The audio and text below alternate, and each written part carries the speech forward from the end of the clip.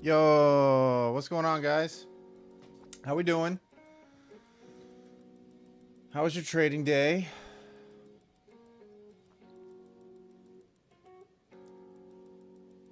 Yeah, this is quite the little pullback that we got going on right now, isn't it? I have an updated chart for the U contract as well. I will pull that over here at some point. I do have levels marked out on that chart as well, but I'm still trading the M contract. So just keep that in mind as we proceed through this. I placed kind of a fake trade just to, well, not a fake trade. It was a real trade, but I placed a dummy trade just to make sure my executions are good. So I'm up $105. I got, I don't know, 6 points out of it real quick, open and closed. So that's why you see a positive P&L there. I think with the volatility tonight, I think I'm going to trade the My Funded Futures account this evening instead of the Top Step or the Take Profit Trader account. So if you see me flip over to a chart that does not have levels on it with no markings or anything, it is the My Funded Futures. You guys can always tell what account I'm trading up here in the upper left in the account info window. Obviously, this is my Top Step charts, and this is the My Funded Futures charts.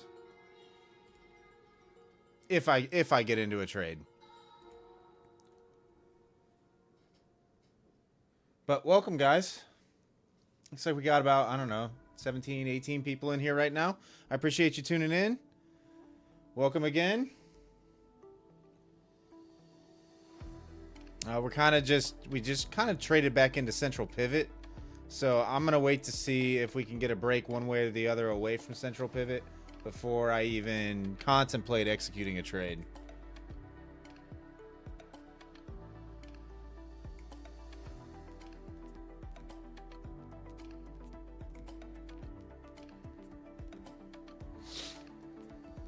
Yeah, Roman, I mean, we could very easily fall off.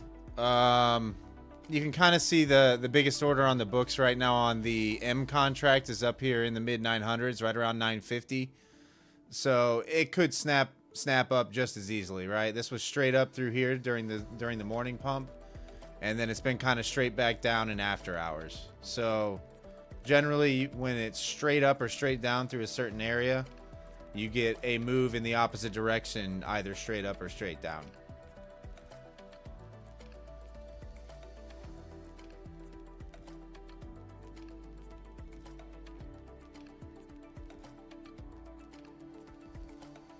So how'd you guys trade today? Let me know while people are still filing into the stream here.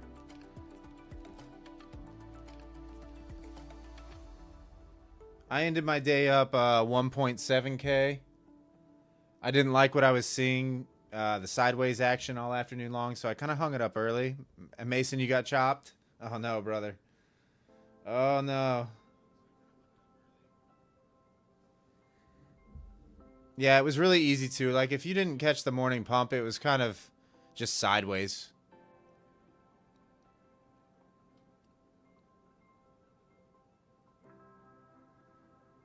Yeah, Gixer, the afternoon really was. The morning, I mean, this was even kind of hard to get onto. It gave you 2 red candles. Plus 800, Bruno. Nice. Nice. Yeah, I saw a few people who were positive early in the morning that were contemplating on whether or not they should walk away. I told everybody just to walk away. You know, there's no sense if you ended up green after the first hour, there was no sense in giving it back. It was pretty obvious that price just kind of came to a halt and slowed down and was going to be choppy for a little while.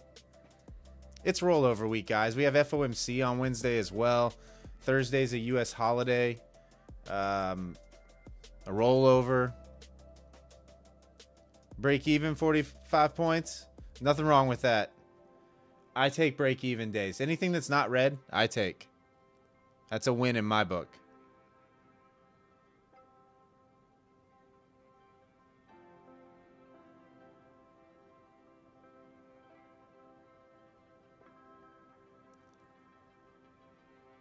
Roman, yes.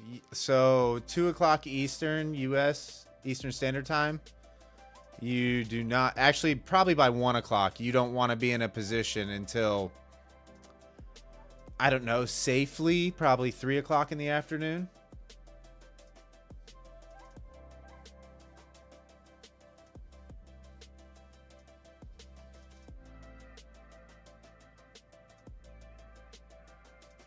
Do I journal my trades 45 points? I mean, kind of, right? Like I have my account summaries and my account infos that I can study and go over, but I don't actually have one of those like online journals like TradesViz or anything like that.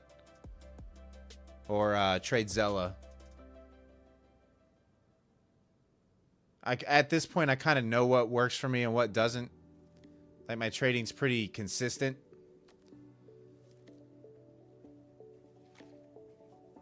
So I don't, back in the day I used to write down everything, you know, to see what worked and what didn't when I was in my discovery phase. But I kind of know what works and what doesn't at this point for me. I know what my risk appetite is. Once you figure all that out, I don't know. I mean, every trade is documented, obviously, but I don't know what journaling could possibly do other than like maybe minor tweaks to your trading strategy. But that's just me. You know, I encourage people to journal, but I'm guilty of not doing it. I'll be quite honest with you.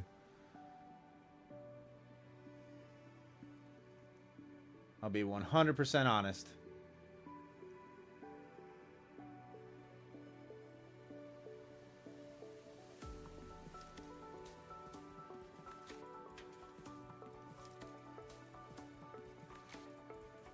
Oh, nice, Pegs. Nice, Pegs. You're up.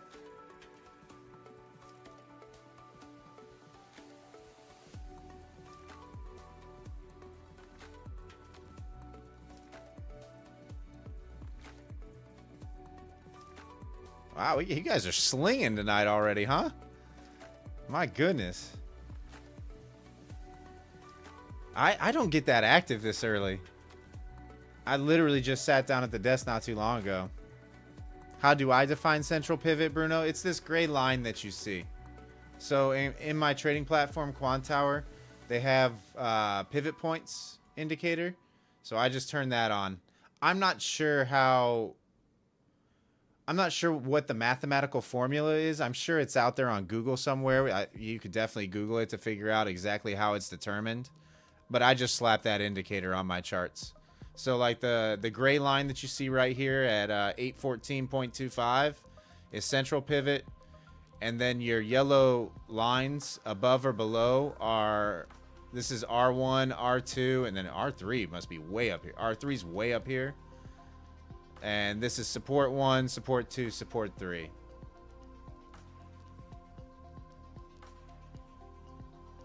Savvy, you're trading gold tonight? How's gold doing? Is it flying around still? Yeah, I guess it kind of sold off.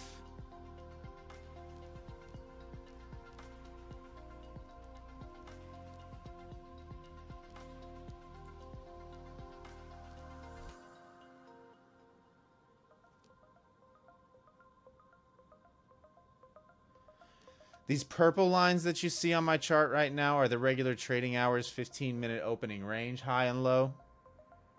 When 8 o'clock actually hits, you'll see a new set of lines start printing. They will be blue. And that will be the 30-minute opening range of Asia session. I've been trying out like opening range break strategies. Kind of just monitoring, not so much actively trading them. But they seem to work quite well during the Globex session. Oh, we already got 30 people in here. Nice. Thanks for tuning in, guys. Appreciate you.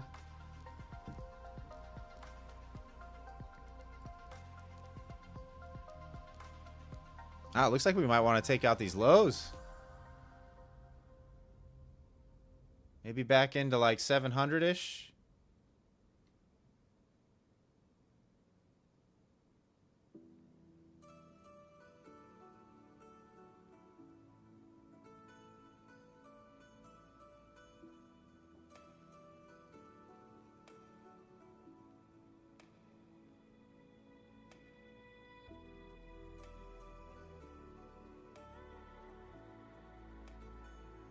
Guys, a little side note. I've been really lazy since around the holidays as far as my workout regimen is concerned. And I went for a 5K run yesterday. Oh my gosh, my body is beat. Absolutely beat. Yeah, 45 points. Yeah, guys, if you could, hit that thumbs up button for me. Yeah, the support and the growth in the channel over the last few days has been unreal. My editor Mason and I were talking about it today. We still just can't believe what has happened over the last week or so. So we can't thank you guys enough. It's been it's been nice. It's been nice. It's been a little bit of validation for all the hard work that we put into the channel over the last year, and hopefully it continues. Hopefully the trend continues. Like I said, we don't expect a lot. We never expected even to get here by now, where we're at. So it's still a little shocking, still a little overwhelming, but we kind of better get used to it. Why is the market pulling back after hours? I heard something about a Trump tweet, but I have not really paid attention. I haven't looked at news this evening, so I'm not sure exactly.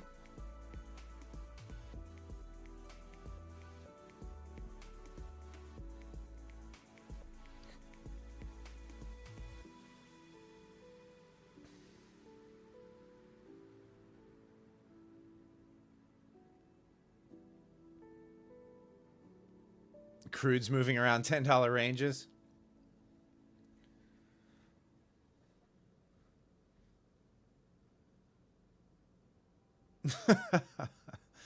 Oh no, Ace. What's up, Streetsy? How are you? You accidentally traded minis and it ended up in a good, like on the positive side of things, trading minis. I mean, you're up 5.5K. That's, I mean, that's a great night. Those are, we take those.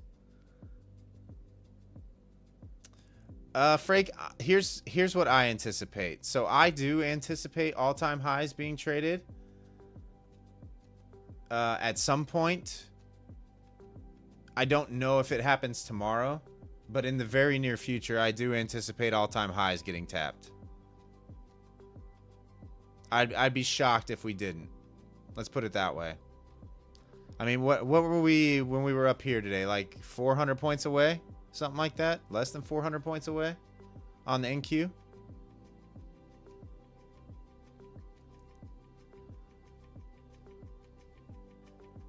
Hey, Pegs, enjoy your evening, brother. GG's on the positive trades this evening and being up on the eval.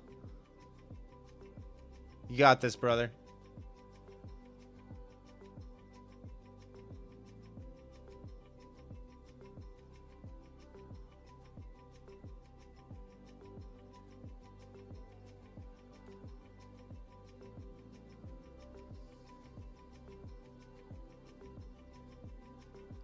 Yeah, cheers, Pegs.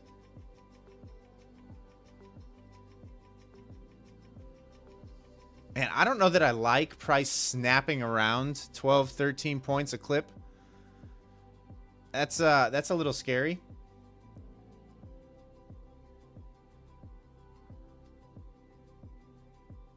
Oh, yeah, Ace. Go for it, brother. I mean, if you got a cushion like that, I mean, obviously don't overdo it. But if you got a 5.5K cushion and something sets up nice for you, by all means, pedal to the floor. That's how you turn those 2K days into 10K days. You have a 14K cushion? Yeah. Put the pedal to the floor. I mean, Ace, my biggest day ever is 18K, like 18.5K. That's my biggest day ever. So you're real close to beating my best day ever.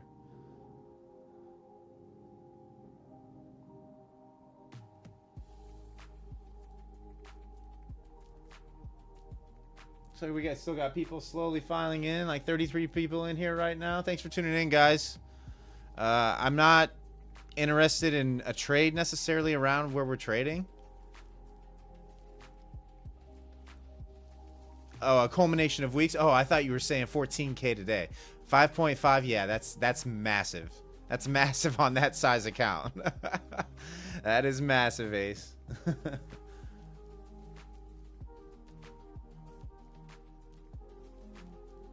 Man, guys, my legs feel like complete jello.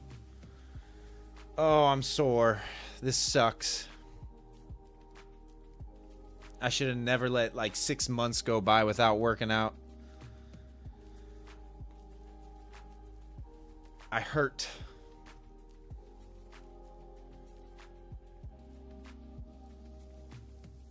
Protein shake? I don't know. I gotta do something.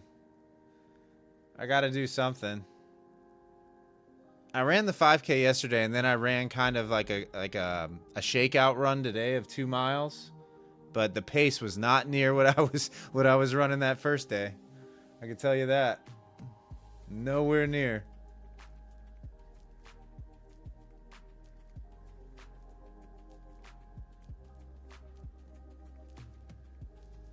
All right, looks like we rejected central pivot. Man, price is flying around, guys. Are you guys actively trading this right now?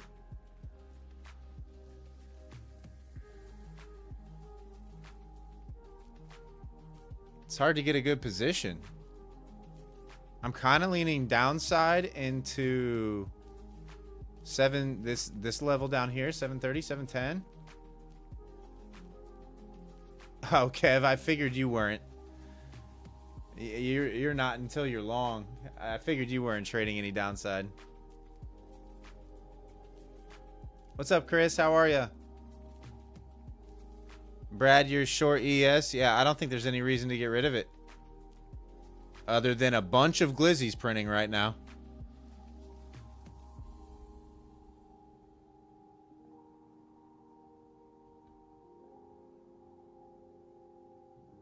Man, we're right back at that 6K mark.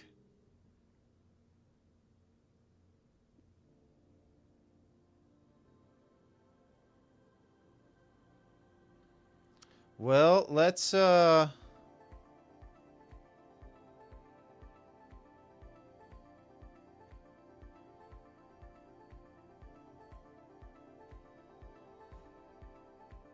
Oh, Ace, yeah, I see it. Yeah, that's a crazy that's a crazy chart for sure. Wow, we got almost 40 people in here again. Thanks again, guys, if you're tuning in for the first time. My name is Wes. I live stream a portion of my trading day every Globex session starting at 7:45 p.m. Eastern. Feel free to hit that subscribe button if you want to support the channel.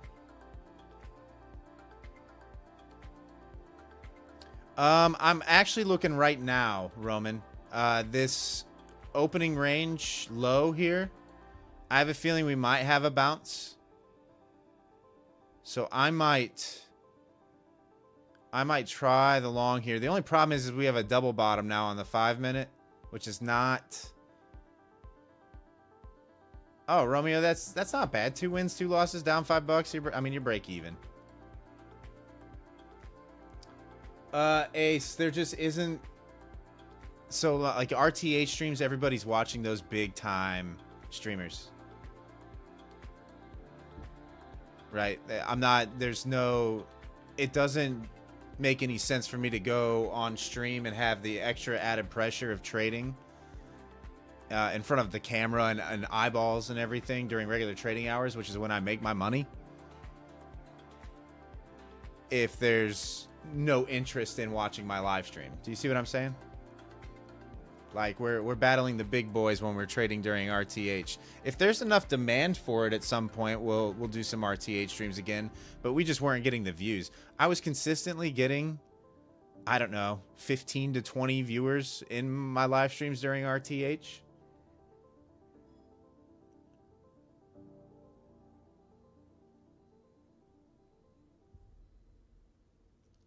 My trading's far better during RTH than it is during Globex, right? For obvious reasons. But you can see, since we've done the Globex sessions, we're up, I don't know, a little over 7K cumulative since I've been doing the Globex live streams. in about a month and a half.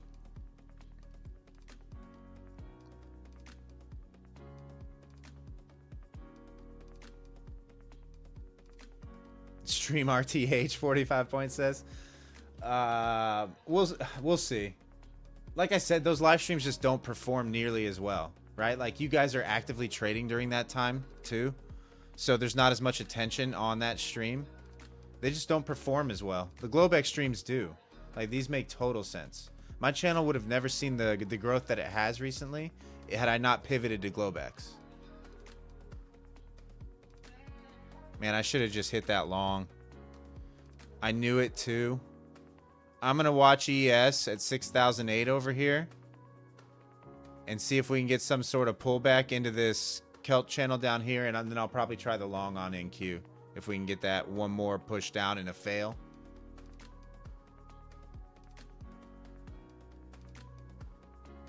Pine Tree used to exclusively do Globex.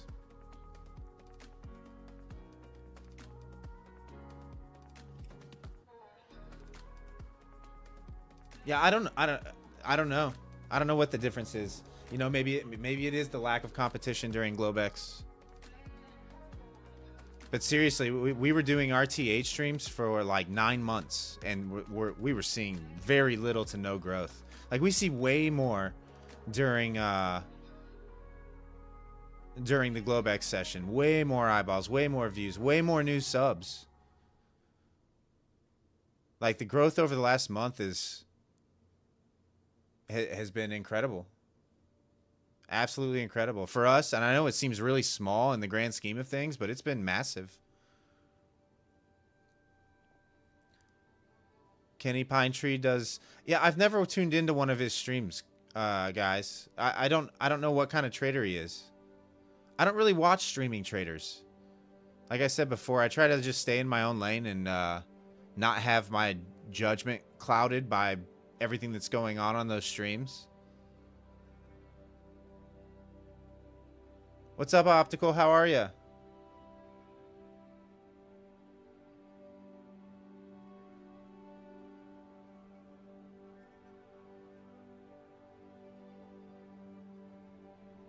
Yo, G, you're getting off right now? You done?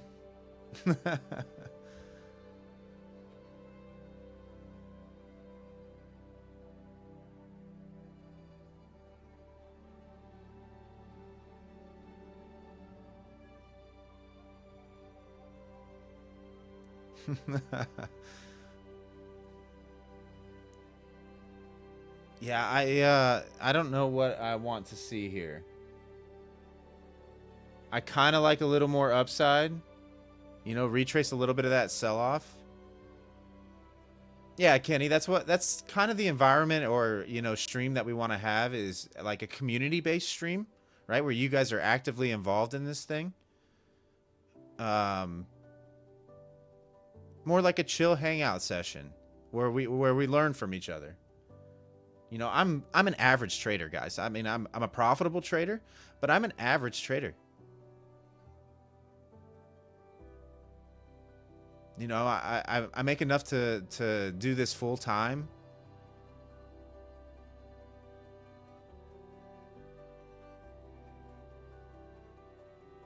And I mean, I'm a little bit different because I've been labeled like an intraday swing trader, right? Because I target big trades, you know, more than what most people. The average trader isn't profitable. All right, Savvy. Savvy, you've been watching me trade for a couple years, though.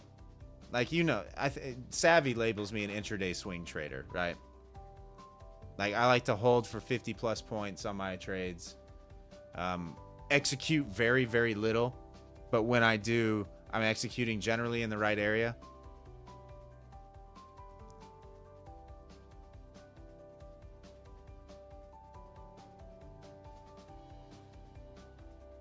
But for me, the stream's not going to be about, hey, let me copy trade 20 counts and post massive profits, right? That's not, I'm not a guru. I'm not trying to sell you a course. I'm not trying to do anything like that. I'm not trying to sell a mentorship program. I just wanted to create an environment and a community where people can learn for free, where they don't need to feel like they're being sold something every 2 seconds. A place that's drama free. You know, chill. There's not enough of that out there right now, unfortunately. And we're in a toxic niche.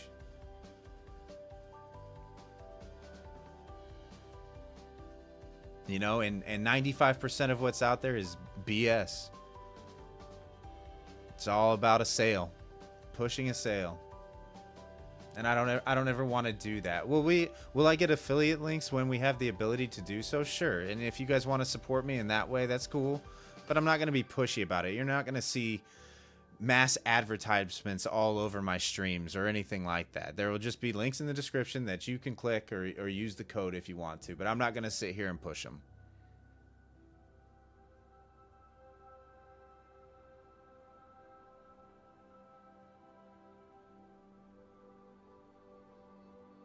Unless you're going full tilt and I'm counseling you. But that's what we need, Roman, right? Like you need people to tell you when you're not doing the right things from time to time, especially in the beginning.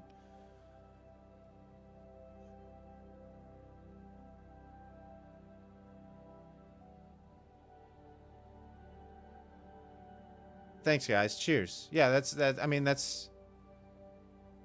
I'm a terrible salesman, first and foremost. I'm awful at it. I don't feel right doing it. I remember starting out trading and remember how hard it was for me to find good free information. You know, you really have to search. And I'll be honest with you guys, some of the most valuable lessons that I learned and most valuable videos that I watched were the really small, no editing, no production streams, right? Like, that's where I found the most value. It's the ones that don't have the most views where you find the most value.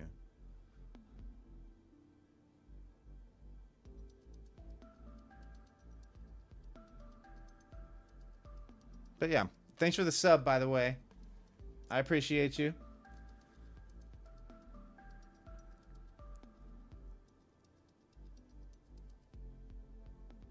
All right, let's see if we can come back up into here in this 840 to 860 area.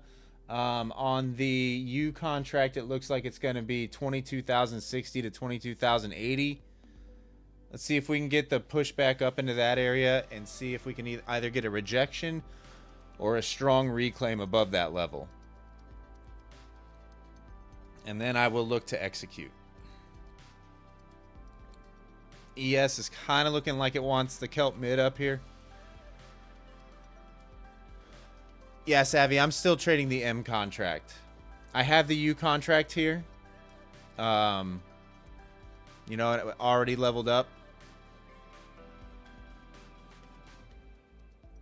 But I know that, like, I think TradingView. Thanks, Green Hope. I appreciate all of you, actually. Every last one of you. Like I said, the growth in the channel has been amazing, and this channel and community is awesome because of you guys. It's not because of me. I have... like I said, I'm just an average guy in a room in front of a camera.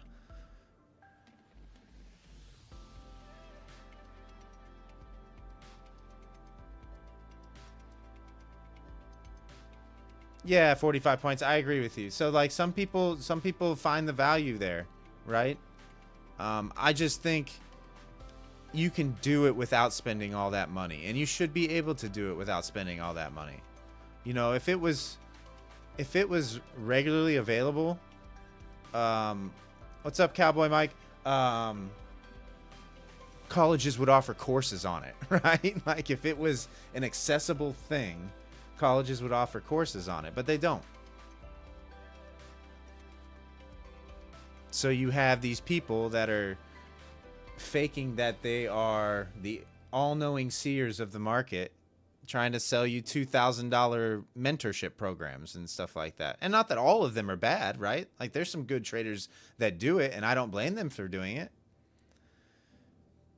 Ray, I've only taken one kind of dummy trade. I made what, 6 points? I'm up $105. Or 5 points, I guess. 5 points is what I made. But I haven't taken any trades. The chat's trading really well, though, it looks like. Cowboy Mike, I'm on Quant Tower. I'm on Quant Tower. If you have prop accounts, Quant Tower is usually free with the purchase of an eval, if you're interested in it. Otherwise, they do offer a 14-day free trial if you want to try it out. After that, you'll have to purchase live data.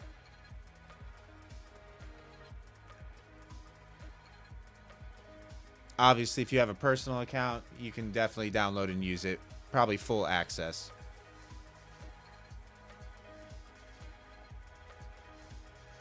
All right, here's that 840 area I was talking about. 45 points. I've been full-time trading now as my only source of income for nearly 3 years. 2.5 years, 3 years, somewhere in between there.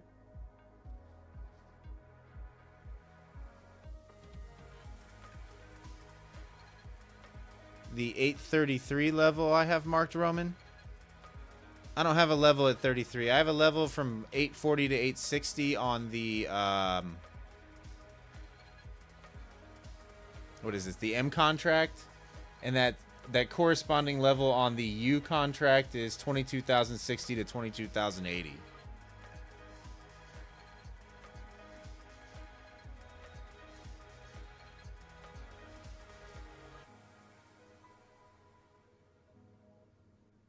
Oh, we got 50 people in here again, guys. Thanks for tuning in. I appreciate you.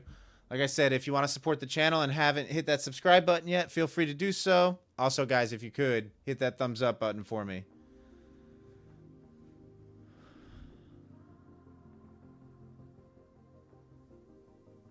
Or thumbs down if you want to thumbs down me. Either way.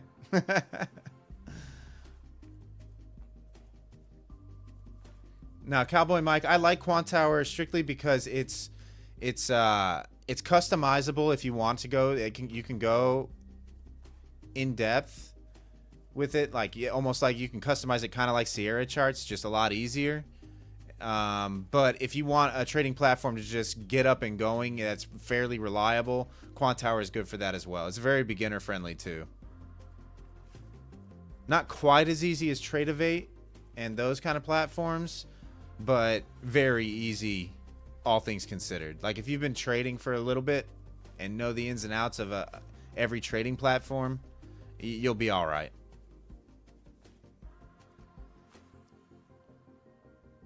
You use Thinkorswim? Oh yeah, yeah. Oh, Quant Tower is way easier than Thinkorswim.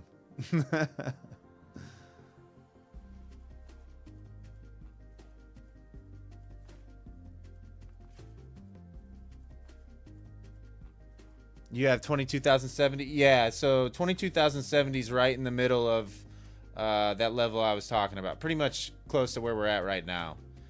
Like, this is my U contract chart. So if you guys want levels, you can see where I have them on the current contract. I'm just still trading the M.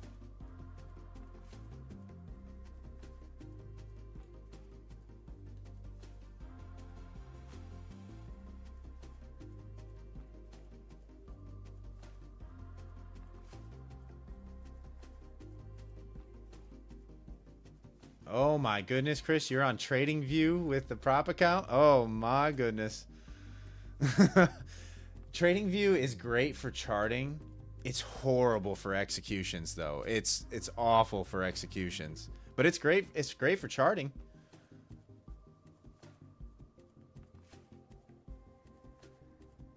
Cowboy Mike, I'm pretty sure you can. I just think the commissions are outrageous on Thinkorswim. I'm fairly certain that you can trade futures.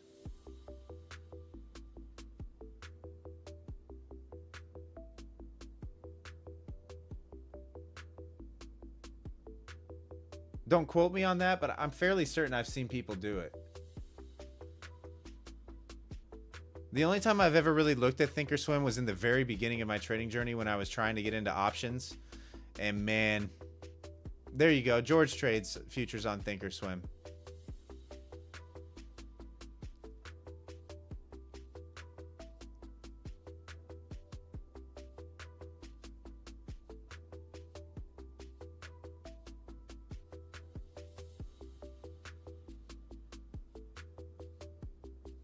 Yeah, so I'm kind of want to see ES trade back up into the 6,020 area on the M contract for ES.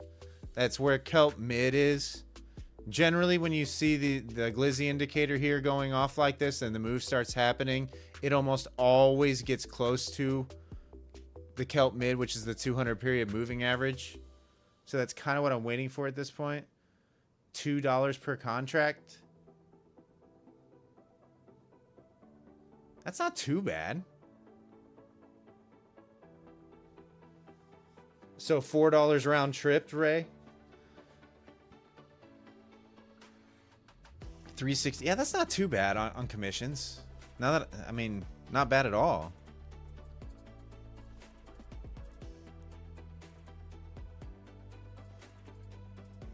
Tenor Thinkorswim is prehistoric. Looks and feels like it was made in 1989.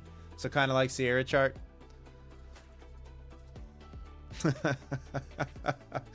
The Sierra chart users love that. They love that.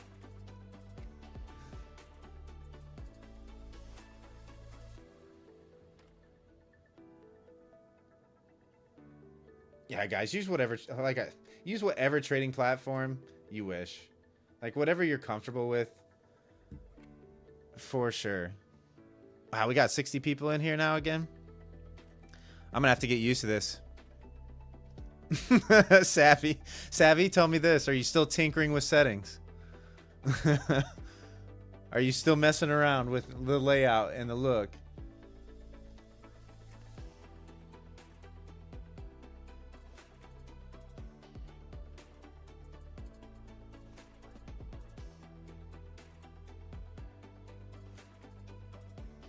Because every Sierra chart user I've ever met is constantly playing with their settings and toying with their charts.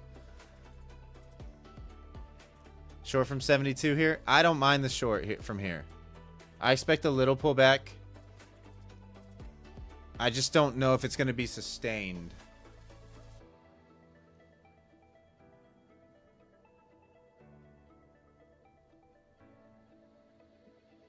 Yeah, Ray, I've never used Ninja Trader. A lot of people do trade on Ninja Trader. I've never used it. Ooh, Romeo liking the short less and less right now. I'm watching ES pump here. I'd be careful.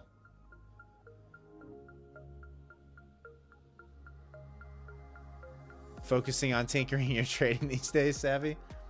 That's good.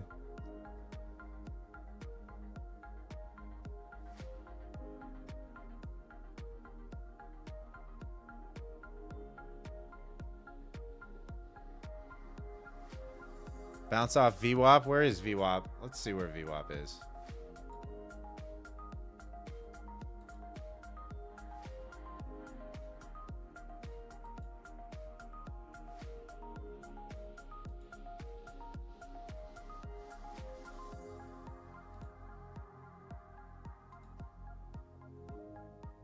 So VWAP's at 848. And there's a lot lining up there.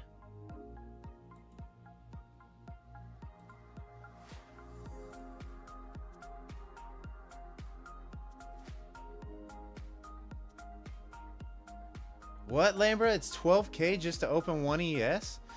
Well, actually, a lot of them are that much now. Now that I think about it, a lot of them have raised their margins quite a bit. I know Edge Clears is around there as well. Like my personals with Edge Clear, and it's up there too.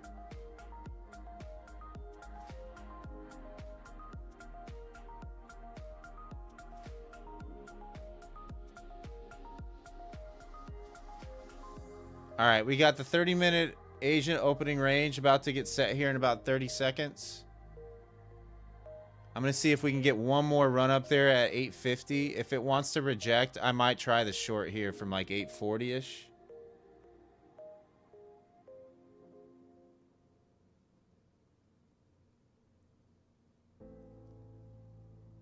Nice, Roman. Nice. Yeah, Roman, you've been trading real well. Yeah. It has nothing to do with my stream, brother. It has everything to do with your trading. Yeah, Lambra, it's a lot. Edge Clear is a lot. But I do like Edge Clear. Their customer service is top notch.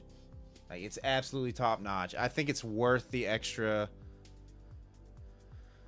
hoops and hurdles.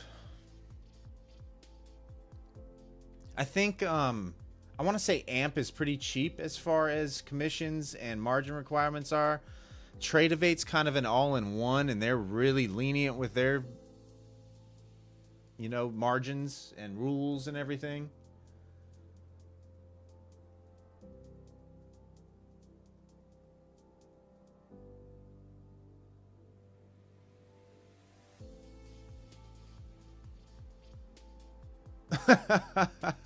Nice, Ace. Nice trading, brother. If you're up 8.9K, nice.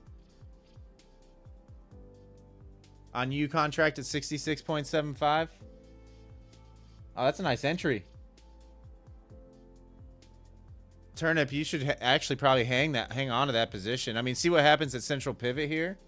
I'm not sure what that is on the U contract, probably around 22,040, but man, you're in a good spot. Maybe like low 45, 22,045. Well, 7 points. Yeah, 22,040 would be central pivot on the U contract.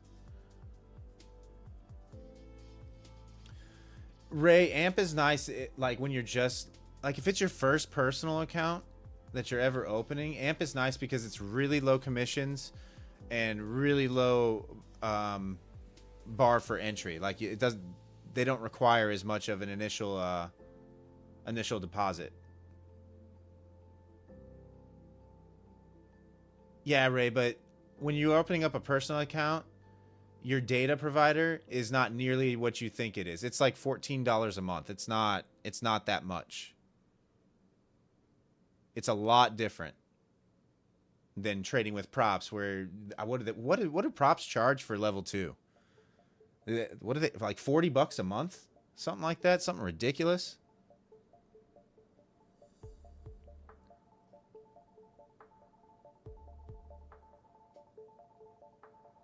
Apex is $10. That's pretty cheap.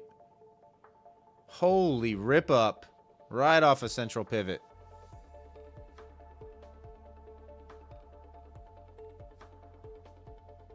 Getting some crazy price action this evening, guys. Getting some crazy price action this evening. Are the books that thin? That price is just freely moving 20 points a clip? 20 plus points?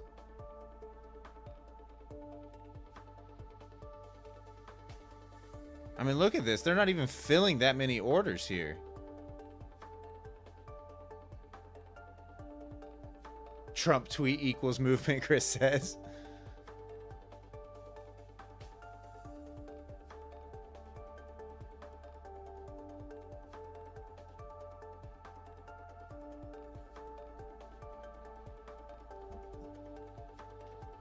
Yeah, guys, if you know what Trump tweeted, obviously I'm on a live stream right now, and I don't want to mess anything up. And out for 30 points, Romeo. Nice, way to take your profits there.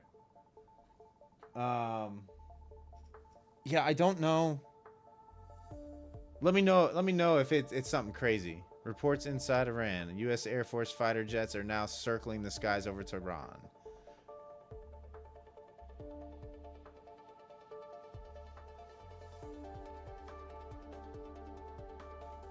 Wow, George. GG's. GG's in the chat for George, guys. 4,100. That's a big day. That's a big day. And we got some great traders in here. I'm not going to lie. Great traders.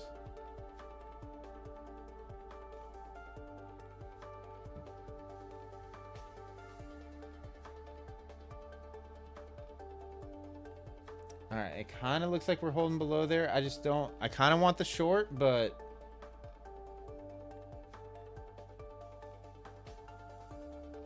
I also don't want to get chopped.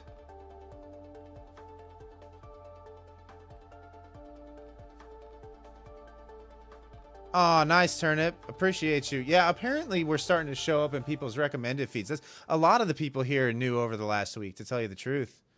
Like, a lot of them.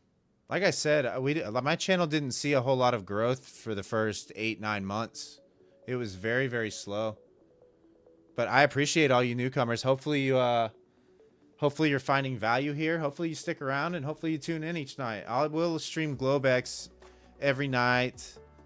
Oh, nice, Sovereignty. Appreciate you. I will stream Globex Sunday through Thursday nights, starting at 7:45 p.m. Eastern.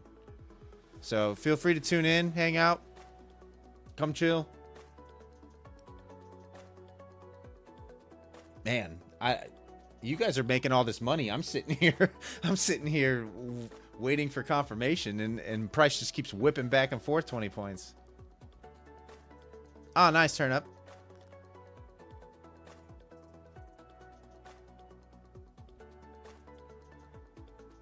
Thanks, Ace. I appreciate you. Yeah, you're never going to see me, I mean, you might see me angry at some point, but it'll probably be more like, oh, come on. You know, you're not going to see me grabbing a monitor and chucking it across the room or anything like that.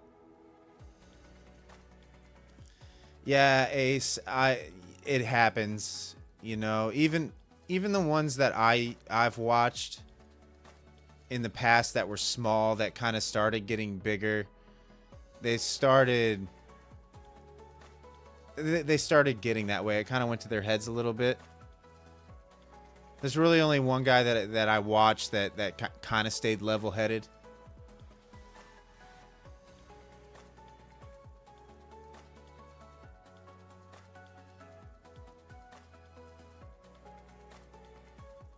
What's up, Armando? How are you?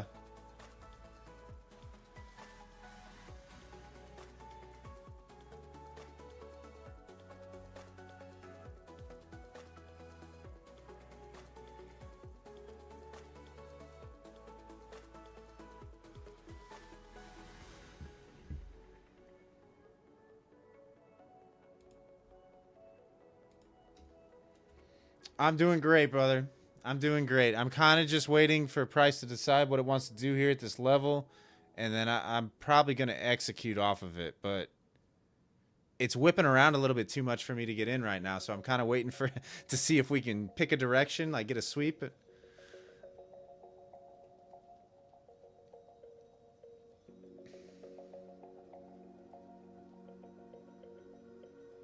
I appreciate it, guys. And man, you guys make me blush, man. I'm not gonna lie. I don't deserve the accolades, but I'll take them. I'll take the compliments.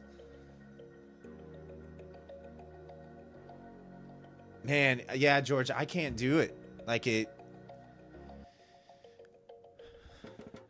because I'm one of those wait for confirmation kind of guys, and when it's doing that, there's no confirmation. You guys are better at clicking the buttons than I am. 100%.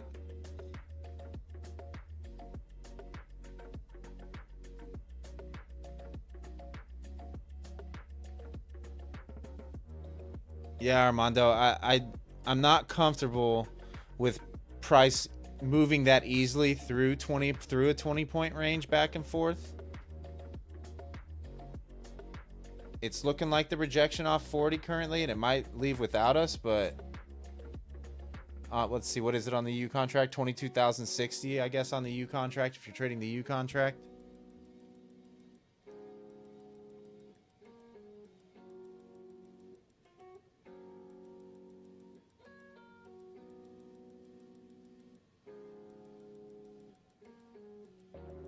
The regression channel.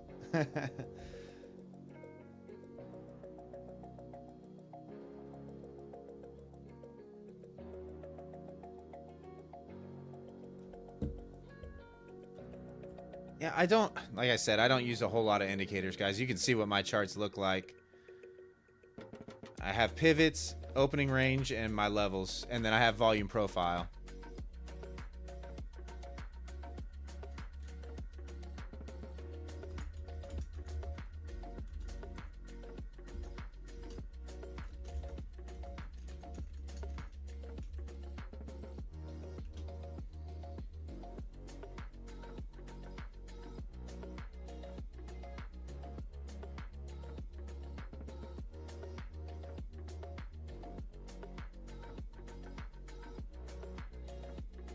Wow, guys. So what do we say? Let's see. How many views do we have right now? Like 181.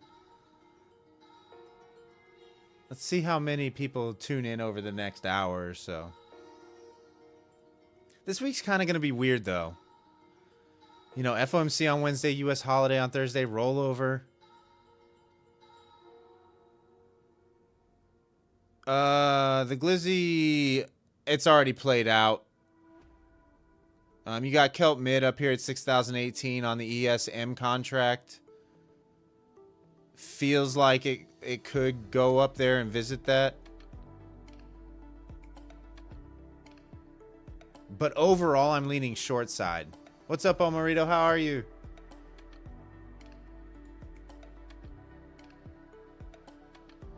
I just would like a little pullback first.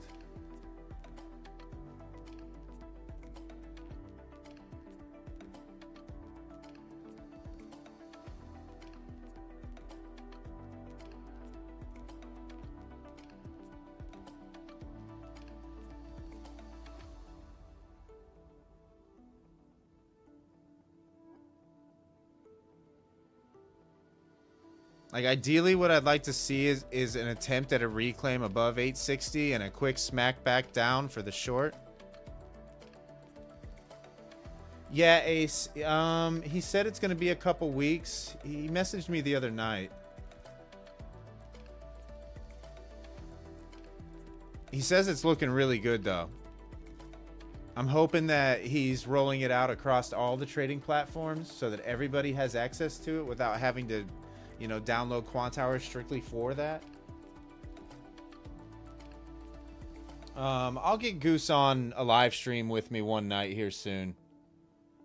In fact, let me see if he's around. I don't know if he is. Maybe he'll join me this evening. See if we can get special guest on this evening.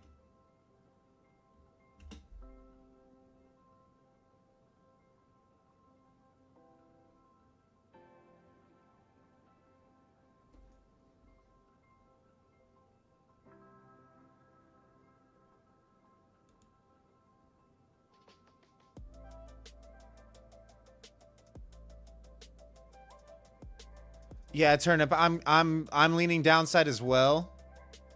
You're not the only one on the U contract. A lot of people are trading the U contract, Turnip.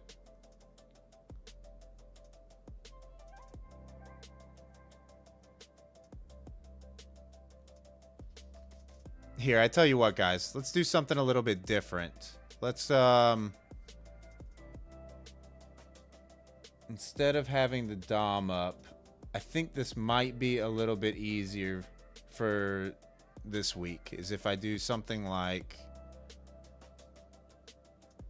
geez, mess everything up.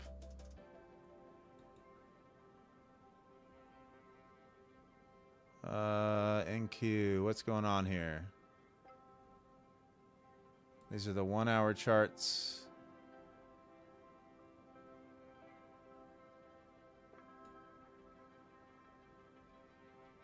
What's up, Porch? Where is it at? Oh, did I drop it in there? All right, so this is the U contract over here now. Let me just resize this for the stream, and we will have both charts up.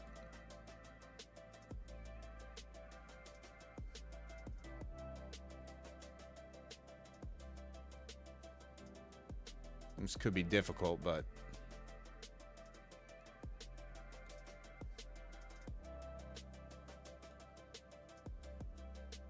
there, is that better? Now you got both contracts. Only problem is as soon as I click on this chart, this one's going to hide, so I'll have to search for it. But yeah. But now you got both contracts up there.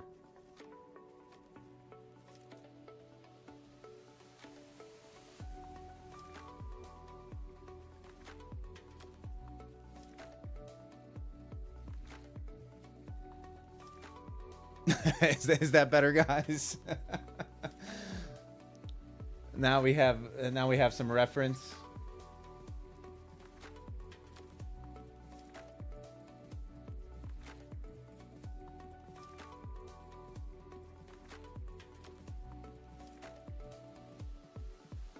Armando, there's an indicator in YouTube that is always on point, but it gives you very little trades, maybe 1 or 2 a day. I mean, generally, Armando, those are the best.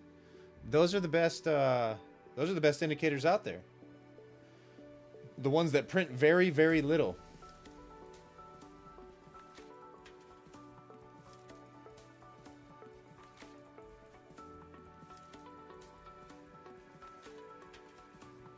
All right, guys, we are rocking and rolling here. Looks like we got 70 people in here now. Thanks for tuning in. If you're new here and haven't hit that subscribe button and want to support the channel, definitely do so.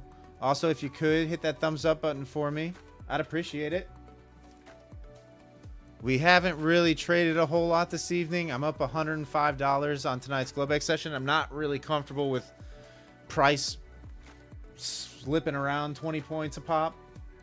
So we're just kind of chilling right now on my end.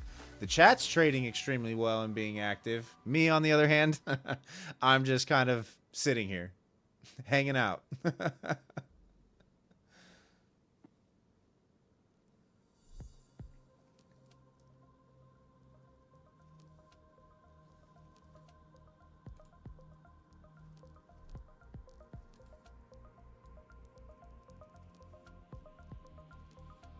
Yeah, Porch. The Discord community is great. Guys, if you haven't joined Level Up Discord, feel free to join. It is an entirely free Discord. People are in there trading all day. If you want to talk trading or have questions about anything, that's the place to ask for sure. There's a link in the description down below the video. Feel free to join.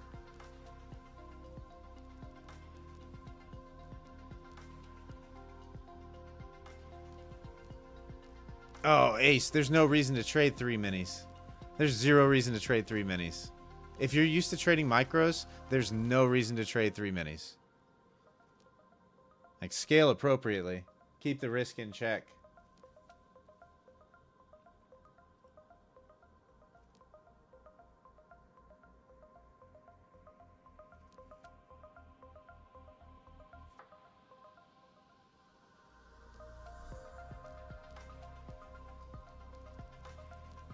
Alright, guys. I kind of like downside here. You can't figure out how to use Discord sovereignty?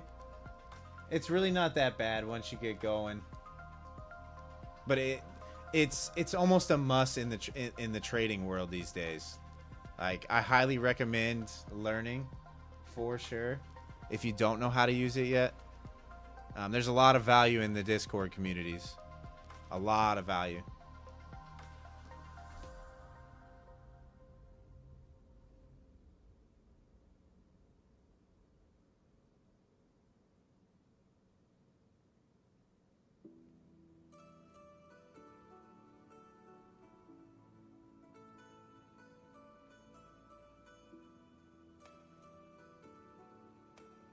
Man, we are dead smack in the middle of opening range. Just dead smack in the middle.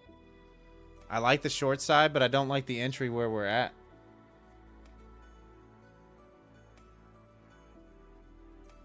I feel like you're asking to get chopped entering right at central pivot.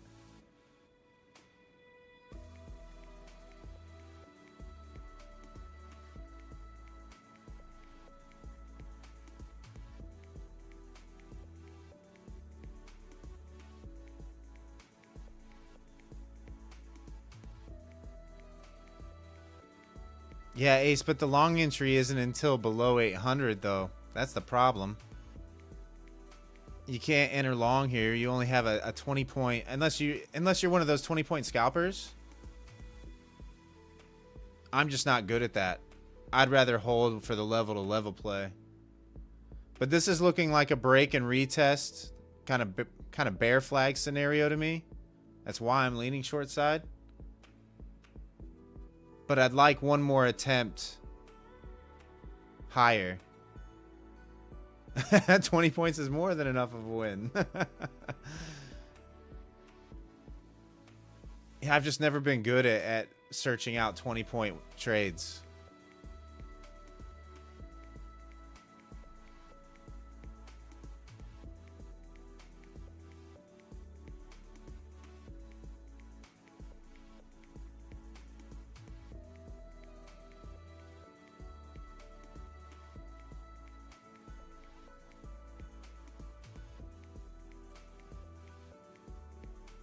I mean, maybe the move is back up.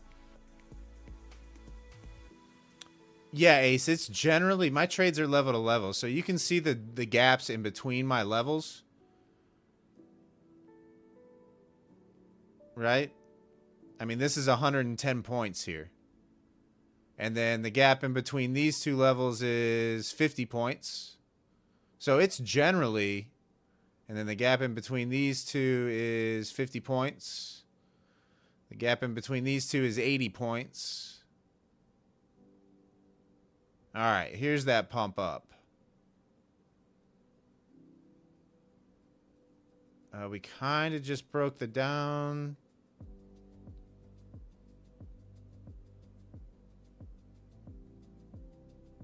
ES is back above 6,008. The U contract is back above.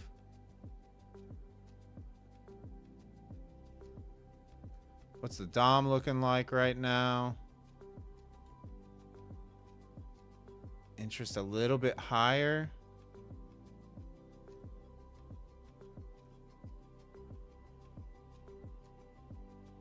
Lenny, I just go to the higher time frames and find where price has tested a lot in the past, and I mark them on my charts. And then the 20 points that you see is generally what I risk on the trade.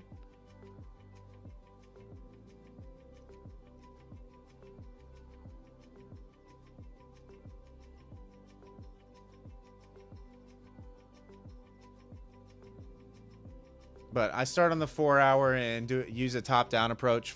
4 hour, 1 hour, 15 minute, 5 minute.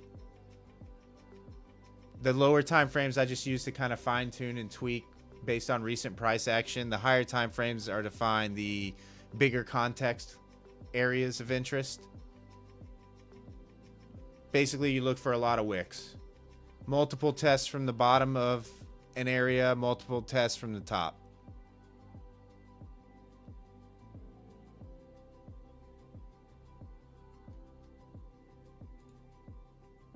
You know, you can see multiple tests from the bottom, multiple tests from the top. And you see that 21,500 area is a pretty big area. What's up, Casper? How are you?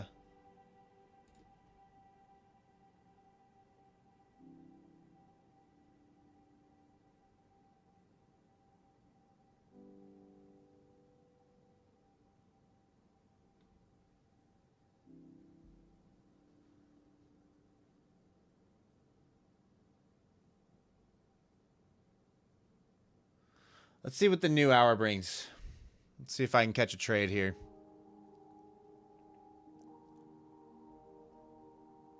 All right, things are starting to jump around a little bit.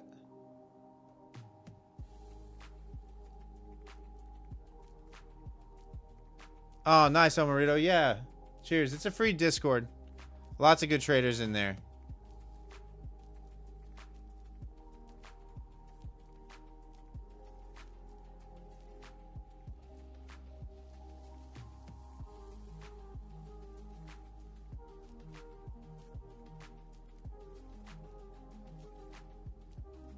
This is kind of looking like a pump now, isn't it, guys? It's kind of looking like we want a little more upside.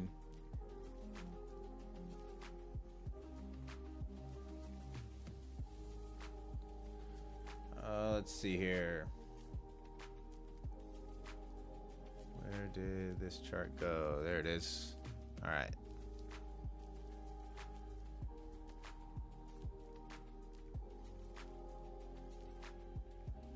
So this is a 1 minute chart now over here, and this is a 5 minute.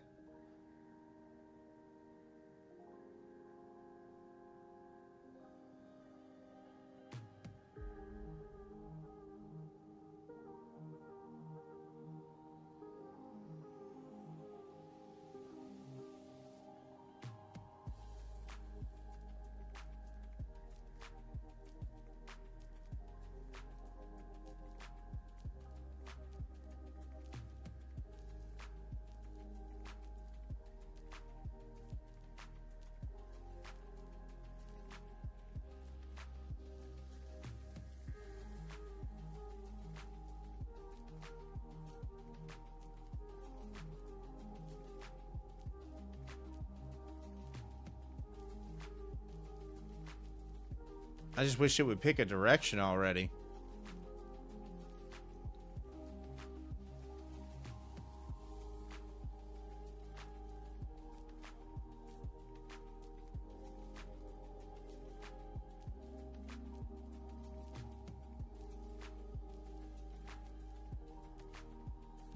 Okay.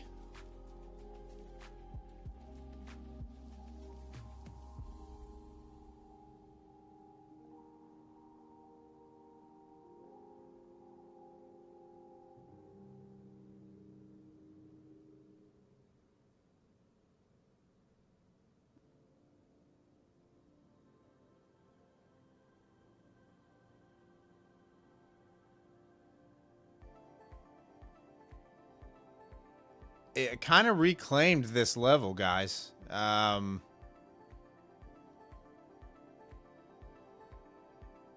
question is do we retrace the whole sell-off? I kind of think not, but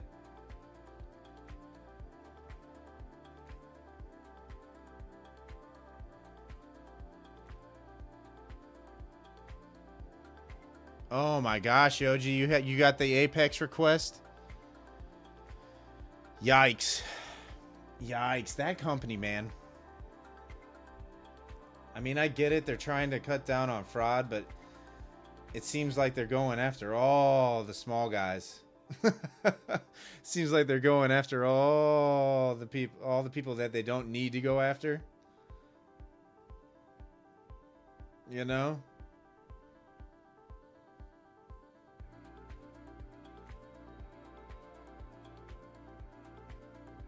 No, Yoji, it's the same.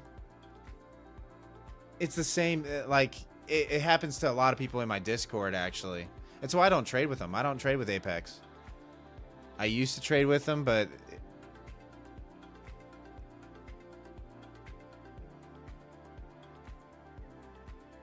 just heard too many horror stories. Yeah, Roman. I mean, I trade with Top Step, I trade with My Fund of Futures, and I trade with Take Profit Trader. Those are the three that I actively trade with right now and that I have accounts with. I kind of want to try out some of the new ones just to see.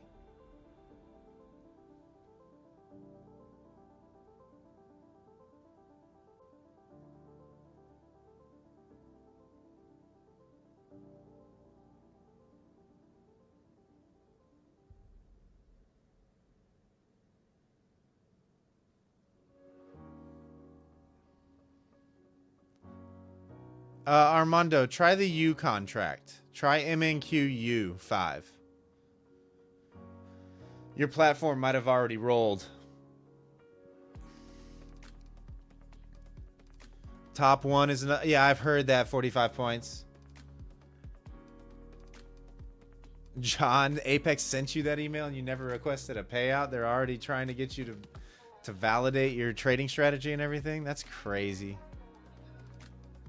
Crazy.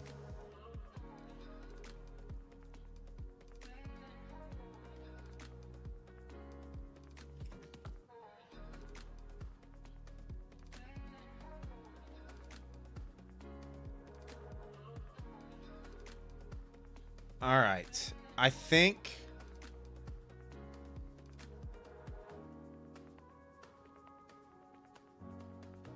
think I might try the short here.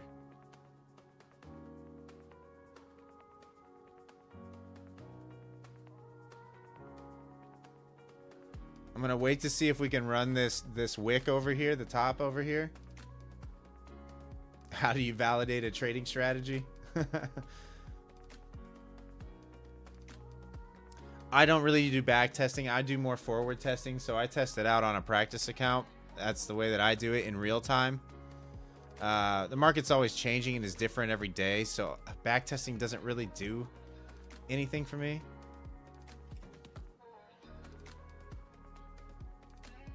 Like, especially like the strategy videos that you see online, you know, where they're hand picking the time. Oh, the EMEX, yeah, I have no idea. I have no idea what they're looking for on those things. It feels like hurdles. They're putting you in an uncomfortable position. Yeah, Armando, I gotcha. In an uncomfortable position to force more stress on you during your trading to get you to try and fumble. That's what it feels like to me. Like, they know whether or not you're bot trading or not. I mean, they can look at your trades.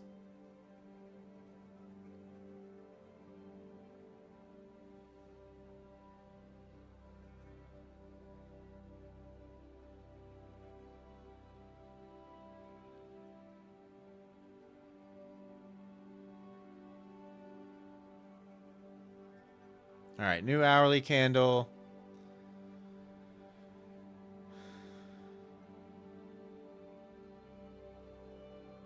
Ray, I use Fibonacci. I more or less use Fibonacci extensions when we're approaching all-time highs to try and find areas of possible resistance above all-time highs.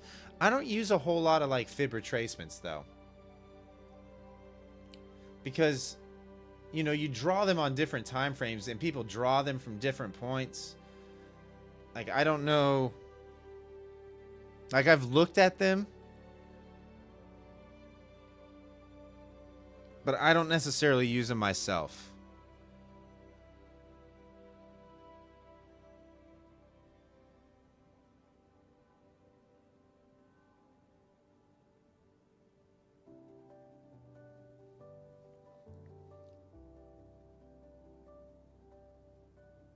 But I've heard people love them, right?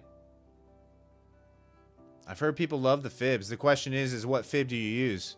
And eventually you're going to have fibs all over the place. You got 4-hour fibs. You got 1-hour fibs. You got... Oh, Ray, yeah. I try to stick to the levels. I try not to execute based on fibs, right? Like, so fibs for me would be one of those things, kind of like pivots, where I don't want to be executing at that area, but it's an area of interest to watch for a possible reversal if you're already in a position. That's kind of how I use those kind of things. And it might be wrong. Other people might say something different, right? But that's kind of how I use them. They're just areas of interest on my chart if I'm already executed in a trade. But I don't like to enter off of them, because too often you get a lot of wiki action on either side of the fib level or the pivot level.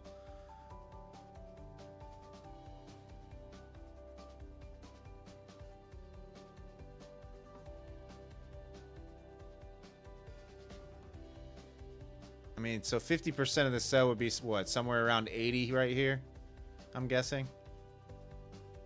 Let's see, where's 6 o'clock? Right here. So yeah, somewhere around 80 right here.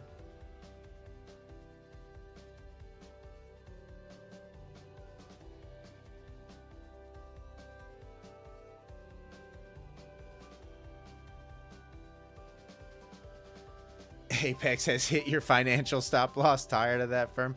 Well, so like, the worst rule that props have, in my opinion, is that intraday trailing drawdown, right? Like, that is specifically designed to force failures. They'll feed you the line that, hey, we have the best interest of the trader in mind, lock in profits. But every trade that you get into has some sort of pullback, right? Hey, thanks for the sub. Appreciate you. every single trade that you're going to get into has some sort of pullback. A good trader knows that they can hold on to a position through a little pullback in price, but Apex doesn't allow for that, right? Like, you can't afford to have a pullback on the smaller accounts at all because of that intraday trailing drawdown. It will get you. I have literally seen people blow up positive accounts, fail accounts when their account is positive. Like, that's just, how are you going to say I fail if I'm still positive on my account? But that's what the intraday trailing rule does to people, right? Like, it's unbelievable. That's the worst rule in props. It should always be end of day trailing.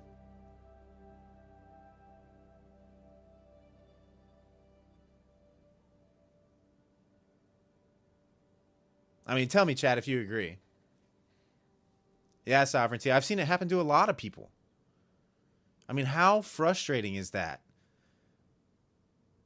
How frustrating. Like, think about it, guys. If you had one of those, what, 300K, the $300,000 account balance accounts, and or a 250, we'll say 250 just to make it even. You know, your profit target's what, 15K on those? But your trailing does not stop in the eval stage. What if you get up to 12K and have one of those days where you lose $3,000? Oh, wait. Oh, wait. Now the next day you lose $2,000, but technically you're still 7K up on the account, but guess what? You're within $500 of that intraday trailing drawdown. That's just absurd. Absolutely absurd.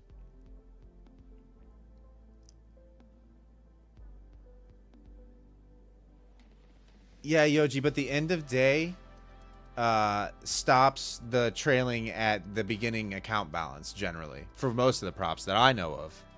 So like, once your account is, say you're on a 50K account, once your account balance is at 52K or above end of day,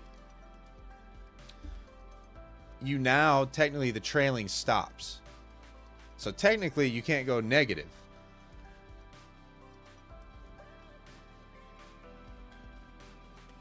I think with my fund of futures, it might be plus $100. So technically you could blow up positive there, but it'd be $100 positive. It's the same thing in my opinion.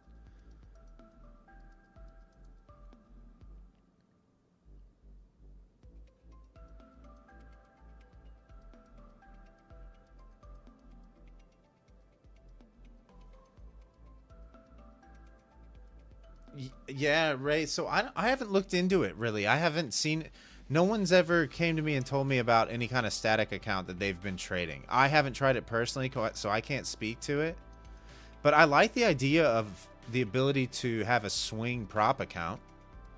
I do like that idea.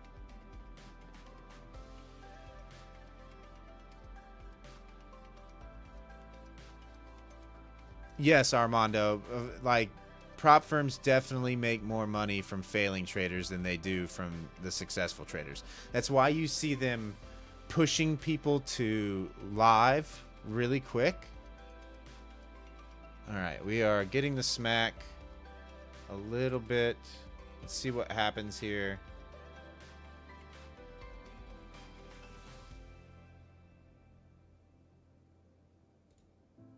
All right, we're kind of back under the kelp mid.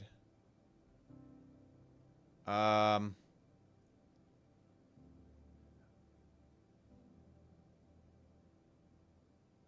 going to try a short here. Wow. Terrible fill. Terrible fill.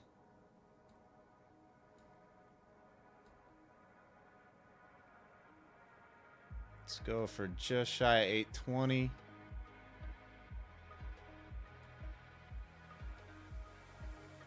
I'll risk 15 points.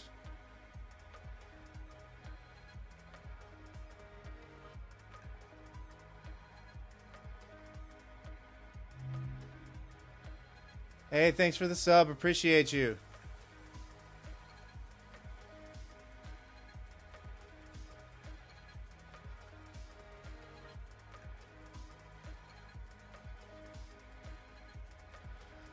Z. So there's a few that I recommend.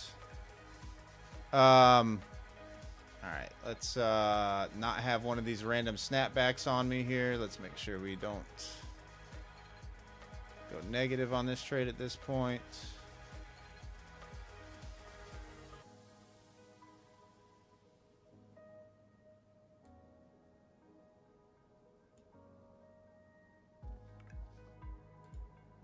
All right.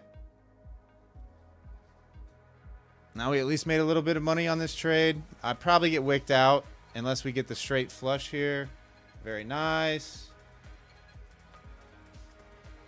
Very nice.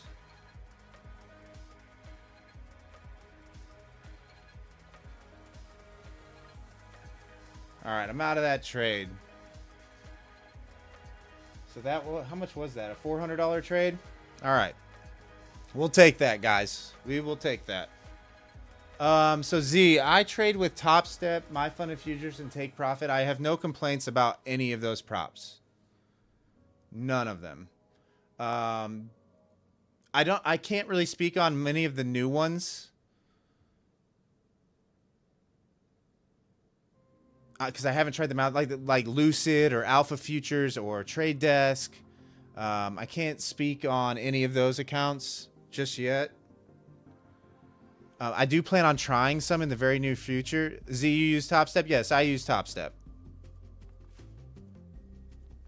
Top Step's nice. They're reliable, right? Oh, there would have been full target. I should have just hung on. That got heavy really quick.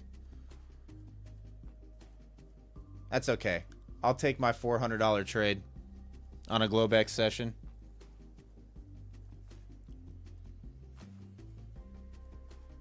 What were we talking about? 20 points, being okay with 20 points earlier? I forget who was saying that. Well, I just hit a 20-pointer. Yeah, Z, I've never had any issues.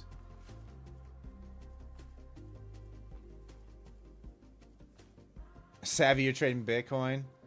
Z, I kind of agree with you, right? Like, My Fund of Futures has been really good. They've been pretty reliable as well. Take Profit Trader's been pretty good to me. I've heard some other things from other people, but they've been good to me as well. Like, Take Profit Trader's got daily payouts. Once you're live with Top Step, it's daily payouts, I believe, as well now. Same thing with My Fund of Futures. My Fund of Futures moves you to live after 30 winning trading days. So they move you to live pretty quick.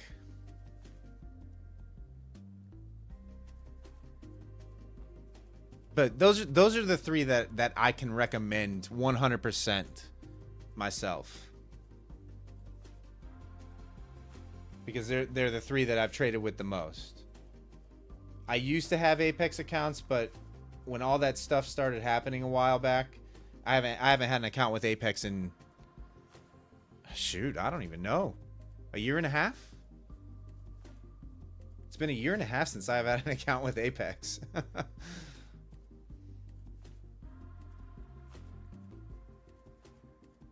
Wow, guys, we just went over 850 subscribers. Thank you so much for tuning in. If you're new here, my name is Wes.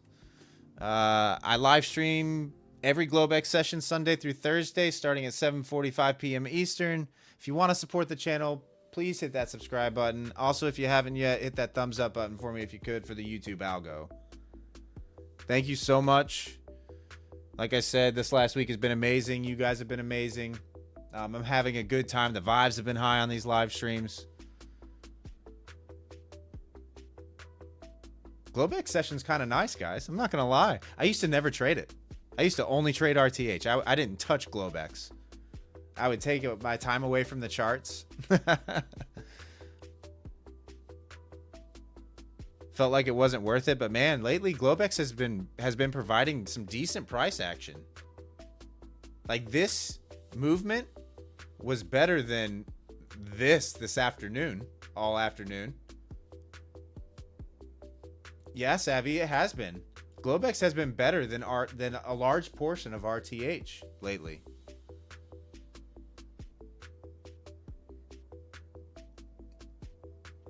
Yeah, Chris. Honestly, you're trading the better time. Like, RTH has provided one move. Generally, it's in the first like 30 minutes of market open. So if you're one of those traders that likes to wait, you know, till a trend develops, it hasn't been happening recently. You've either been getting a pump or a sell in that first 30 minutes, and then a whole lot of sideways chop.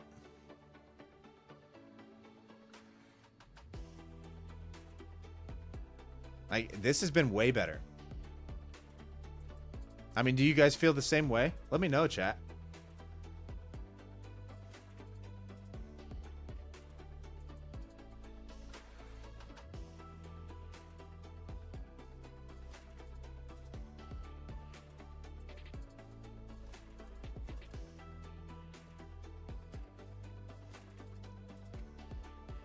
Z, no, I just took a short.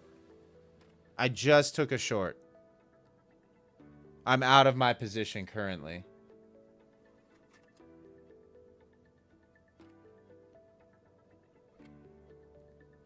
Yeah, Frank, I'm not lying, guys. Like, the Globex sessions have been better than RTH recently.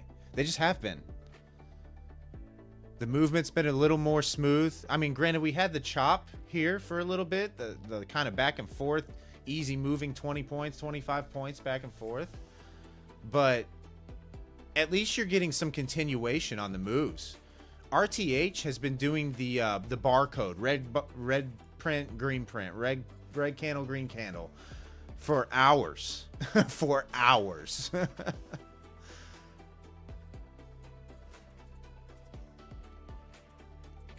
Let me go back over to this chart.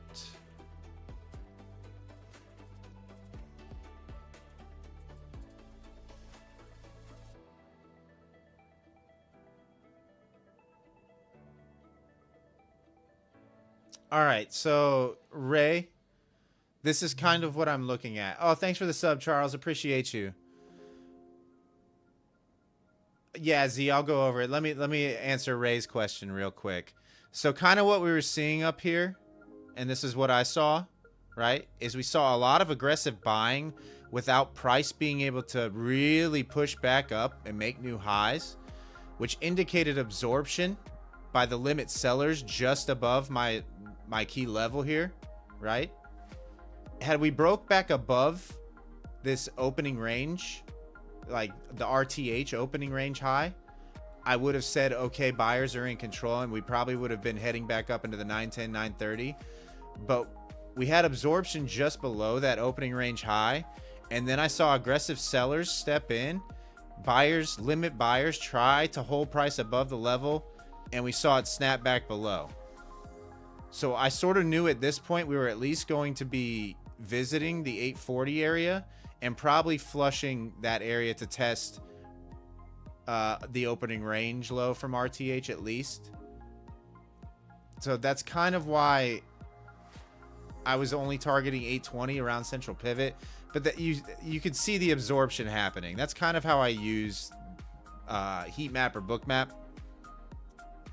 You know, you have aggressive buying, price unable to really push back through new highs, and then a failure below the level. So that was my confirmation. Z, my strategy. So my strategy is really simple, Z. I look for two things: wick and reclaim, which is kind of what we talked about here, using order flow for confirmation. So we had a wick and a reclaim below the level, or break and retest, right? Had we broke and held above the top side of this level, I would have been long targeting the next level up. But those are the two kind of candlestick structures that I look for at my support and resistance levels. I try to only execute at these levels because my risk is defined. I know when I'm wrong, and my targets are pretty big. People always ask me if I trade, you know, basic risk to reward. I don't really. I don't want to ever limit my upside. I just want to limit my risk, my downside. And this was the easiest way that I could do it.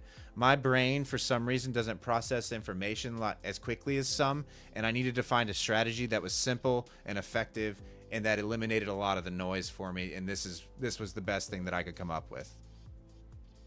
Like I said, guys, I'm not the world's best trader. I am a profitable trader.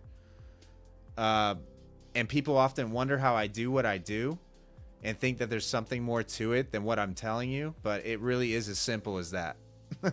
I find wicks on the higher time frame, find where price is tested a lot, mark it on the charts, and use that for executions. They're highs and lows. Major swing highs and lows, Z.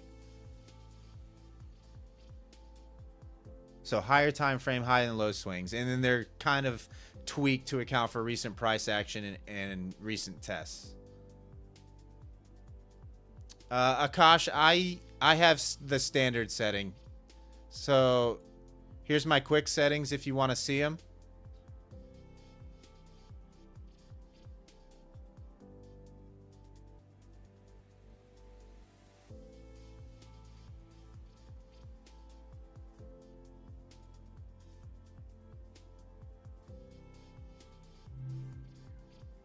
Hey, thanks for the sub, Paul. Appreciate you.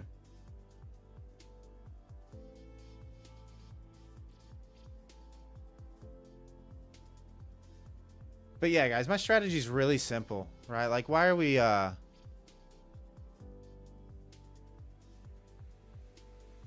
Charles, this is regular trading hours, right? Except for this opening pump that we had. This is Globex. You just had a lot better, more predictable movement during the Globex sessions recently.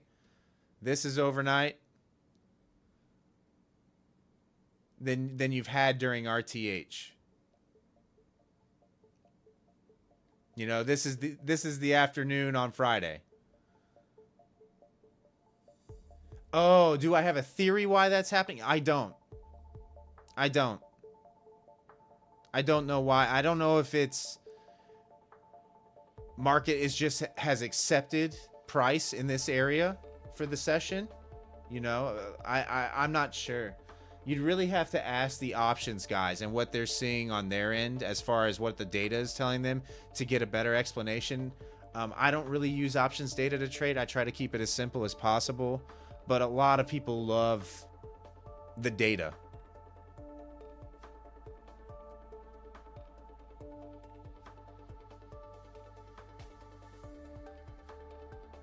Yeah, I'm not sure, Charles, why it does that. Right? It's pretty frustrating. Bulls only buying dips. Bears have been castrated. He says. Yeah, I'm not sure why price just accepts and hangs out in a certain range or a very tight range for a while. I would just assume that means the market is balanced. You know, the buying and selling, buyers and sellers are happy with where price is.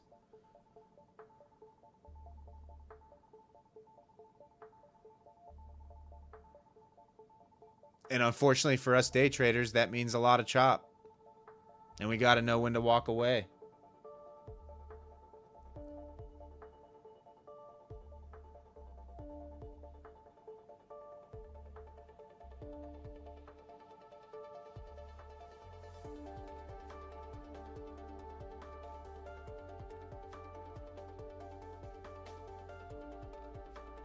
Yeah, Charles. So like right now, I'm not going to lie to you, and it feels like for the last month or so, the best times to trade have been during Globex and during London session. Those have been the best times to trade over the last couple months. RTH has had one, maybe two good moves over the last couple months throughout the entire trading session. And if you miss the initial entry on them, you're kind of left behind and FOMOing in, and you definitely risk getting chopped.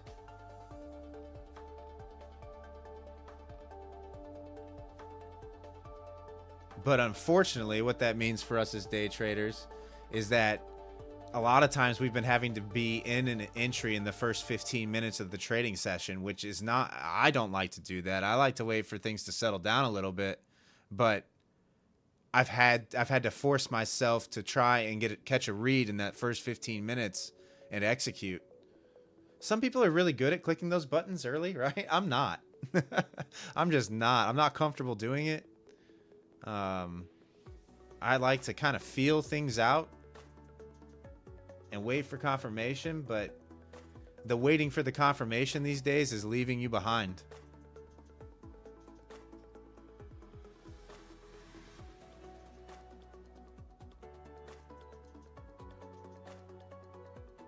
And maybe you guys feel differently. And let me know in the chat if you guys feel differently.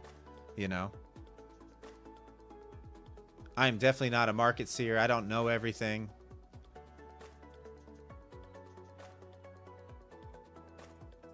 Like I said, guys, I'm just an average trader. I'm profitable. I'm a six-figure trader. But I'm very, very basic with the things that I look for. I look for one or two setups, and I play them over and over and over again. Yeah, Brad. Like I said last night on stream, the option stuff, once I started... Because I started trying to learn options. Once I got into start trying to learn the Greeks, that was it for me. I was so lost. It seemed so complicated and complex, and I was like, man, this is going to take me years to try and figure out. Then I discovered futures, and everything was just, it was so much more easy, so much simpler.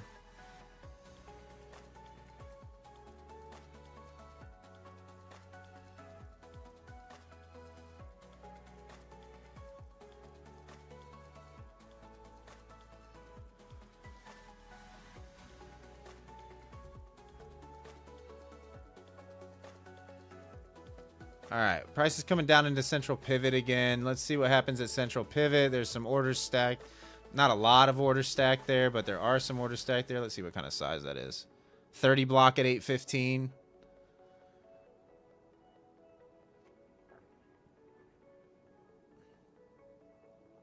So what do you guys think for this week? Are we thinking, let me know in the chat, are we thinking all-time highs for this week? Or are we thinking price just kind of goes back and forth in a range? A wide range, but a range. Does FOMC push us to all-time highs?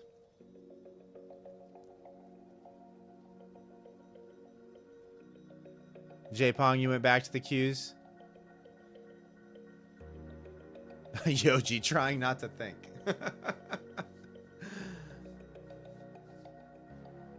Powell might surprise cut. I saw that traders were pricing in a cut in September or October, whenever the next FOMC meeting is. I haven't really seen what's projected for Wednesday. Armando, you're thinking range? I can see that.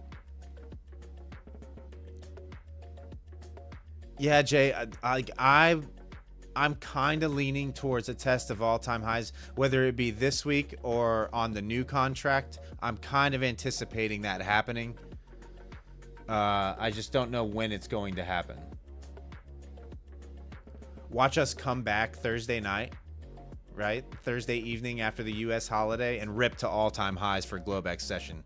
How great would that be? Come off a U.S. holiday and just have the Asian traders take us to all-time highs.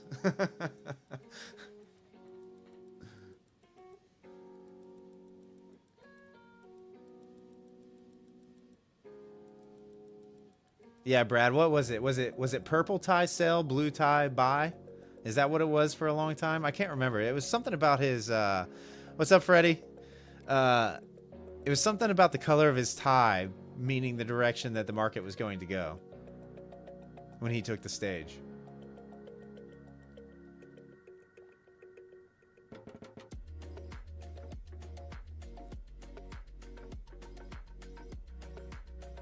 Yeah, Brad, you're right. I mean, he's who would you say is more powerful, or who has more influence over the markets? Do you think it's Trump, or do you think it's Powell? Imagine having that kind of power, right? FOMC, you go touch grass. I agree, Romeo, to a certain extent. I like watching it, though. It's fun to watch. It's fun to watch the market, the carnage. Probably about the same. Yeah, I mean, they both influence the market with everything they say. Limit orders on support, Kev says. What, on an eval, Kev? Yeah, that's a quick way to either blow up or pass the eval for sure.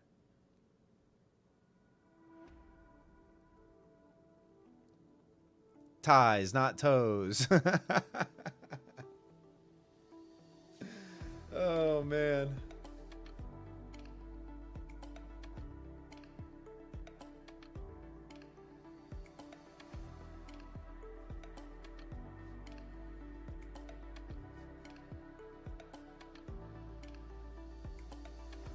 Oh, Chris, you're using gold to pass the eval?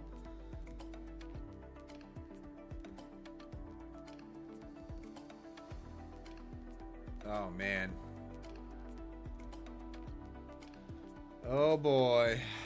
Gold is, I mean, you can make a lot of money on gold, but man, it scares me being in a trade. Probably just because I haven't looked at it a whole lot. I've maybe placed 4 trades all time on gold. And they were just simple guesses.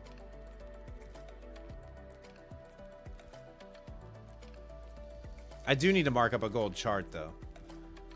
Just so I have some sort of reference.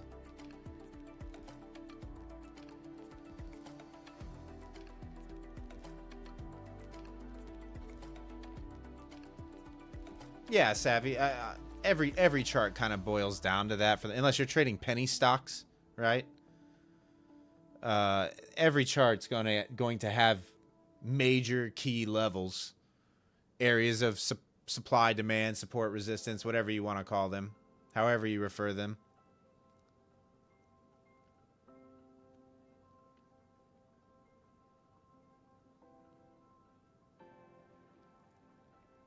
Well, guys, it looks like we are about to chop out for a little bit. War and peace make a mess of the markets. Yeah, Kev, it just makes it a little unpredictable, right? Like, everybody always thinks, we had this discussion last night on the stream too. Everybody always thinks that war is going to affect the markets negatively, right? But that's not really the case, because war is big business. War actually generates a lot of money for a lot of different people. So it doesn't always mean that the markets are going to fall just because there's war, or the markets are going to plunge just because there's war. It's big business. It's big business. And unfortunately, one of the biggest beneficiaries of wars like that is the United States government.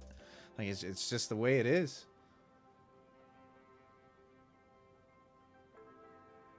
It's really sad, but that's the reality.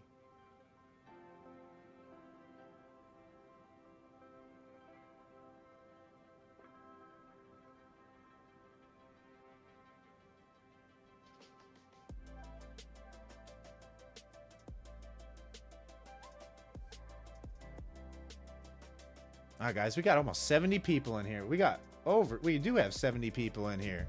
Thanks for tuning in, guys. If you're new here, like I said, my name is Wes. If you want to support the channel, consider hitting that subscribe button.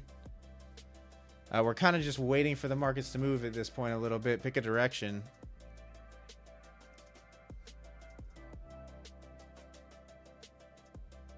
Yeah, Yoji, exactly. Exactly.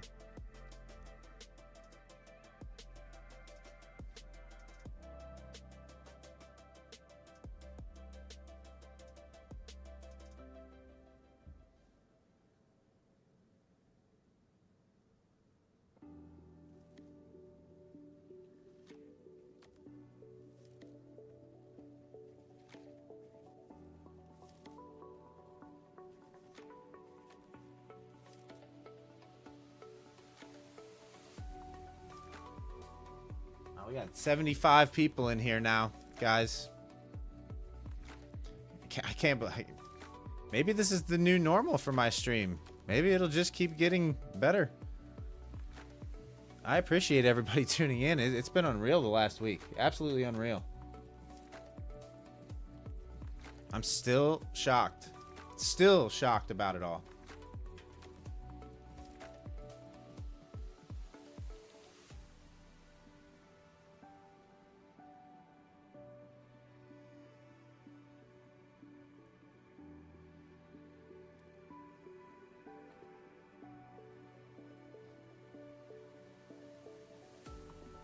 Hang on, guys. I'll be right back.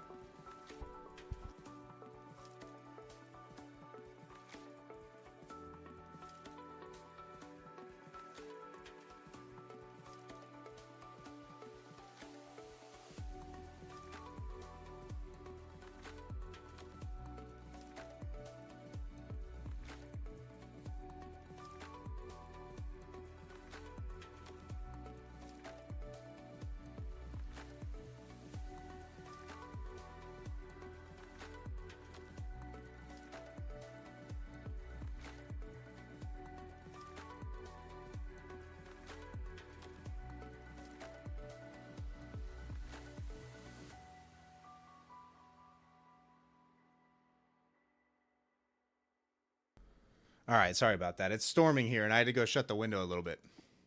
Missile alert in Israel.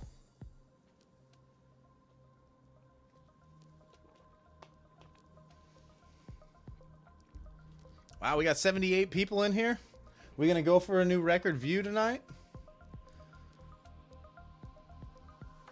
It's like every stream now.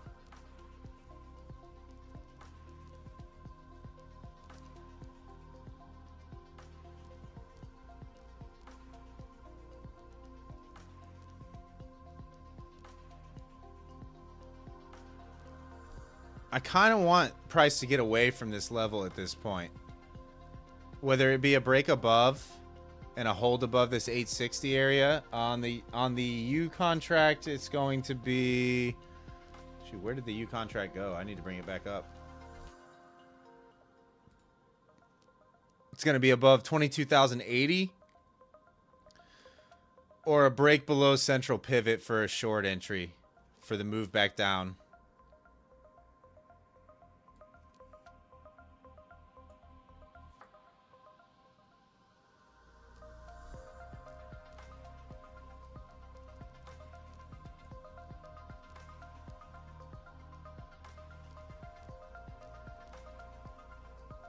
Kev, you only took longs on Friday. Kev, you always only take longs.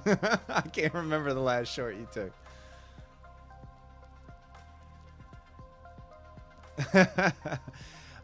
Turnip, I start at 7:45 p.m. Eastern Standard.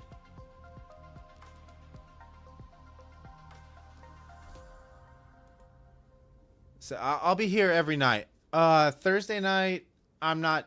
Well, let's see. I wonder how Wednesday's going to be, guys. Now that I think about it. I mean, I'm going to stream because regardless, we can still have conversation and talk and hang out regardless. But I wonder how Thursday night's going to be with it being a U.S. holiday.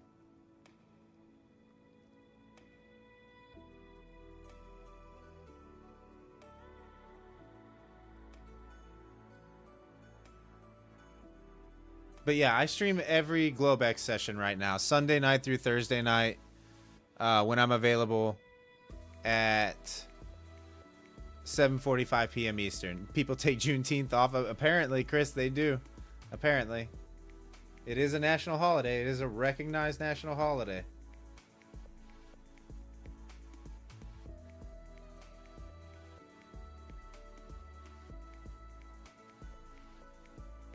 Wow, we got 80 people in here. Thanks for tuning in, guys. Like I said, I really appreciate the love and the support.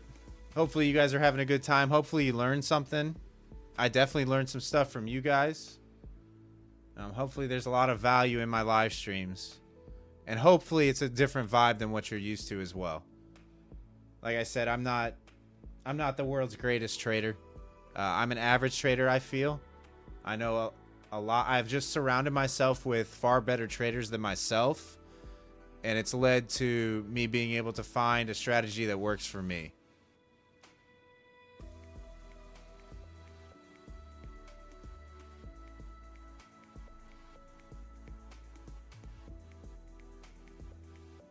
In fact, if you're a beginning trader, that's really what you should do, is seek out people that are better than you at what you want to do, right? Like, that's where you learn the most. That's also what pushes you to be better.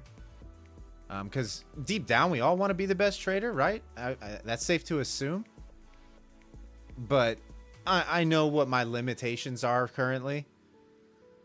So I try to stay in my own lane.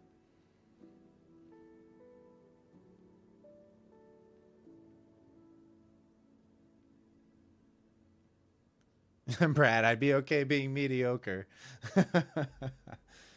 Yeah, you know, this is the hardest, easiest thing we're going to do in our lives, right?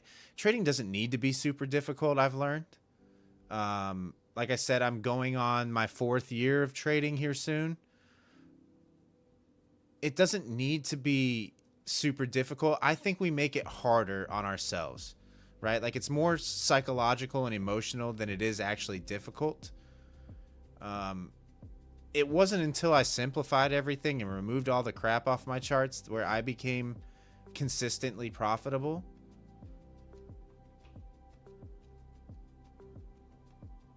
Sovereignty. I did better without a strategy than now. You know, like I said, guys, I look for 1 or 2 setups. I locate key areas of support and resistance, and I look for 2 things to happen at those levels, and I execute off them. It's kind of key to know where those levels are, right? Like, you have to be able to spot them, and that does take a little bit of research and a little bit of work to be able to do accurately. However, once you're able to do it, it's really easy, and it almost seems like, how did I not see this before? Right? Wow. We have 84, 85 people in here right now. Are we gonna hit that 100? Let's try to get to 100 tonight, guys. Let's try to get to 100 people in here at once. So we need 16 more people to show up currently. That will be a new record. Actually, if we get 2 more people in here, or no, 3 more people in here, that will be a record number of concurrent viewers on my stream. We are setting records every night, guys. Oh, thanks, Pegs. Appreciate you. Hopefully family time was nice. Mason, the only way is up. Yeah, George, I mean, it's crazy.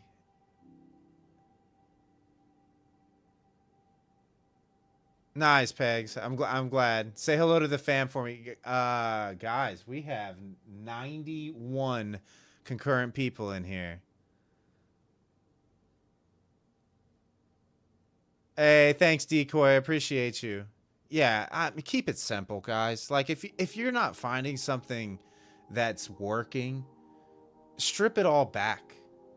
Like, seriously, I can't tell you the difference that just simply, like, take away the pivots, take away volume profile, take away all that stuff, the opening range, remove all that stuff, and just go to your higher time frames and draw out areas where price has tested a lot from the top side and the bottom side, and mark it on your charts and watch how the market reacts at those areas.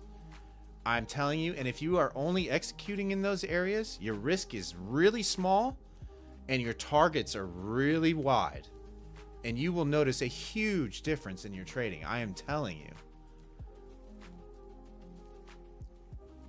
A massive difference. What, Goose? I thought you were eating steak, brother. What's going on here? I'm seeing a plate full of food. Goose, I was going to bring you on earlier, see if you wanted to join me. Wow, we got 97 people in here, guys. New record. Thank you so much. Unbelievable. Every night. Every single night we're setting new records. Thanks, Smooth Trader. Appreciate you. I realize it's a very small thing, but man, it means a lot. You're still eating, Goose? All right. Like, it means a lot. Like, this is the most concurrent viewers I've had in my stream. We're about to, if we get 3 more people in here, we're over 100. We're over 100 concurrent viewers. That'll be the most that I've ever had. This already is the most that I've ever had. It's unbelievable. Actually unbelievable. Thank you so much for the support. Hey, Juan, I appreciate you. What's up, Bri? How's life on the West Coast?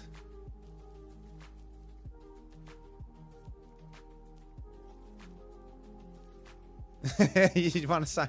I appreciate you guys. Like, seriously, I can't express. Like, there's been so much hard work that goes into this, and to see it finally happening is unbelievable. Unbelievable.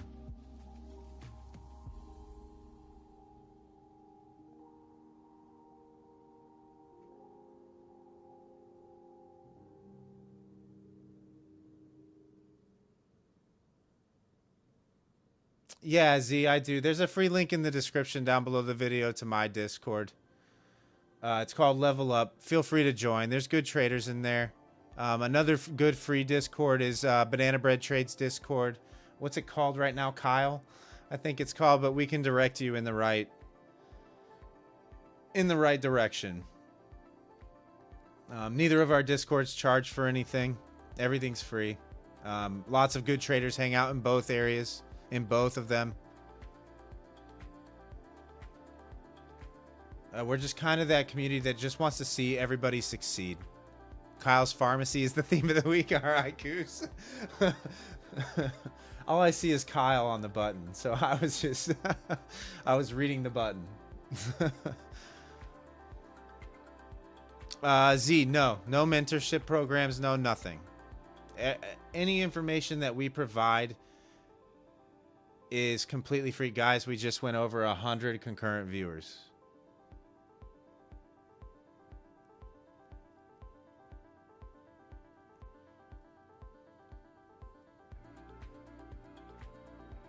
Unbelievable. Thank you so much, guys.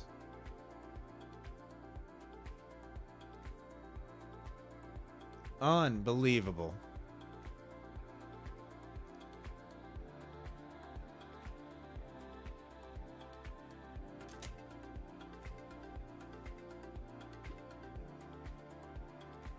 Goose, if you're still hanging in here, brother, we got to get a collab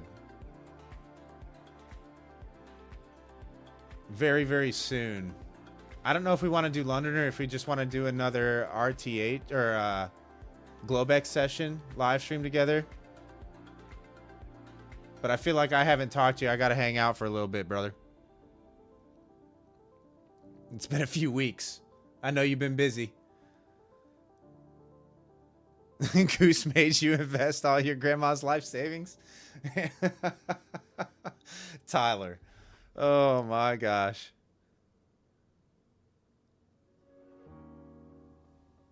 Unbelievable, guys.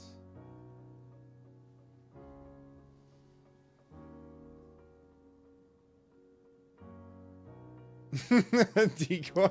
What, does Brian need a new PC now too? What is going on? Did Brian rage?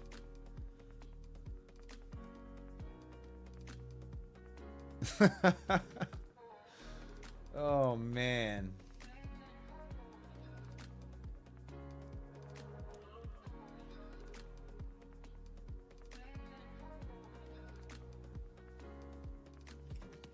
Unbelievable. Now you guys got me reading the chat.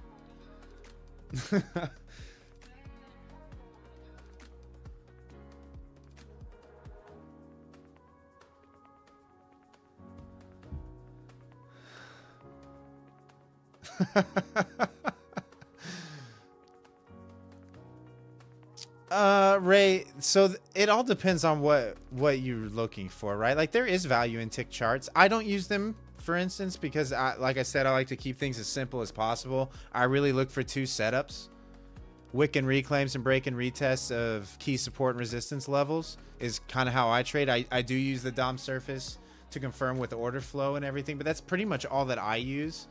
But some people do like a tick chart because a lot of times it moves a lot smoother than you see candles print, time-based candles. The same reason why people use I don't know, Heikinashi or any of those other things that really smooth out. It kind of keeps you out of choppy areas.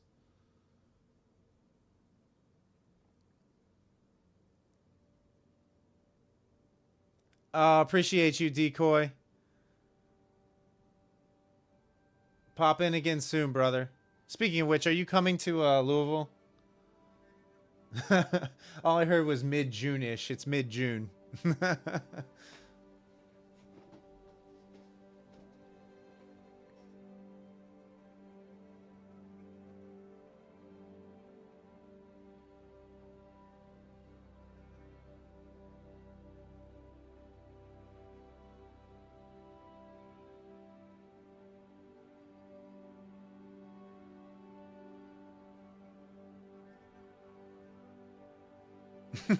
Goose, I'll come tuck you in, Decoy. Look at the gold chart. Look at the gold short. Let's see. Yeah, it looks good. It looks good. Unfortunately, you're coming down into this area.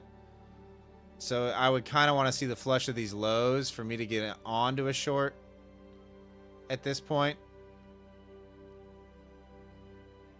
This is a pretty big move up. Possible bounce area here at 410, 3410.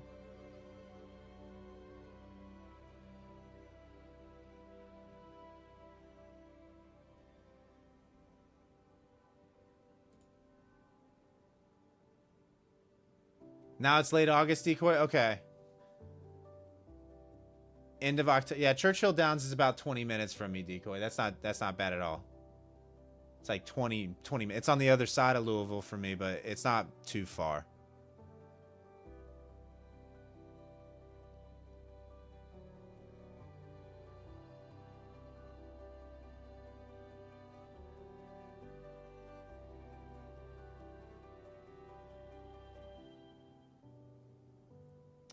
Goose, I'll message you after the stream and we'll see what we can get on the schedule as far as doing a live stream together again. Speaking of which, Brian, you still down to do another a group stream if you're still around? Hey, thanks, Ken. Appreciate you.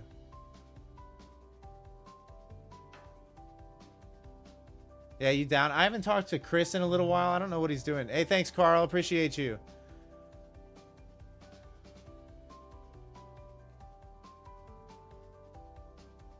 Yeah, for sure, Decoy. Yeah, just let me know when you're coming into town, brother. I'll get you my number and we can meet up for sure.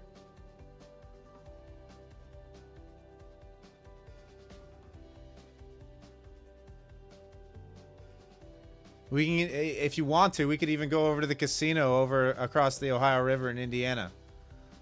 I am Goose.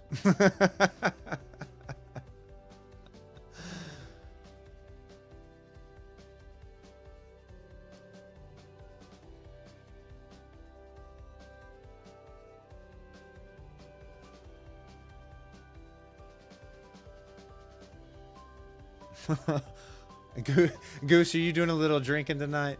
Or are you still eating food? Yeah, guys, speaking of which, if you're new here and new to the channel, Banana Bread Trades there has a YouTube channel as well. I do have his indicator on my charts, the Glizzy Clipper 5000 indicator, if you'd like to learn more about it. Oh, man, it hit a banger. Check out his YouTube channel. Give him a subscribe. Great guy, great trader. Lots of good educational content on his YouTube channel as well.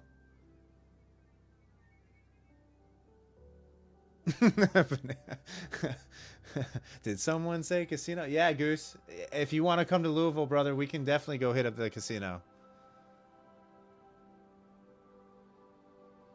Any food recommendations in Louisville? There's lots of good food. It's just like any other major city. I can't think of one off the top of my head, but... Oh, man. Mason, I didn't even know you had the Nightbot with the banana bread recipe programmed in there. That's unbelievable.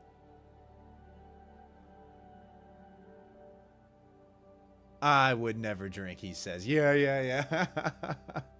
I sense a bourbon, cigar, and hot tub night in your very near future.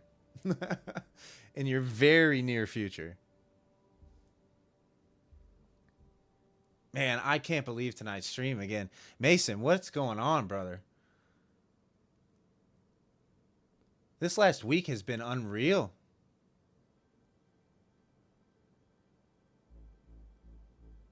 Joel's here too?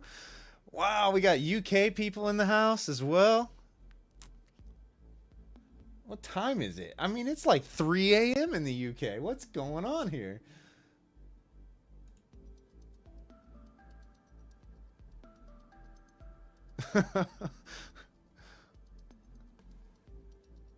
Good morning, Joel. Dash Wes. These are your working hours, Mason? Yeah, we got people up at all hours. All around the world. All the new people in the chat, if you're seeing what's going on, if you don't know the guys in the chat, this is our kind of core group of traders that are all, so we're all kind of bros. So if you feel a little bit lost in the chat right now, that's why.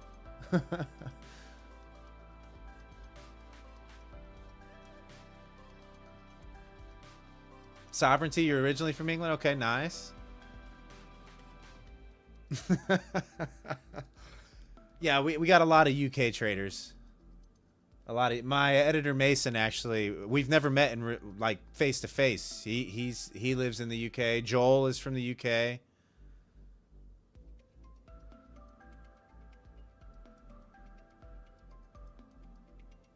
Roman, I'm up. What am I up? $430 on the session.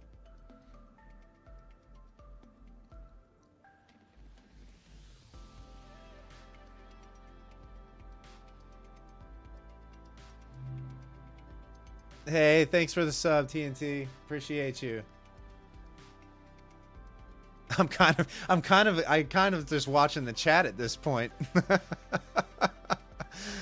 This Globex got a little spicy. Yeah, it was nice early. The sell-off early. I kind of missed it, right? I was kind of setting up for the stream at that point, Joel. So I kind of missed the sell-off.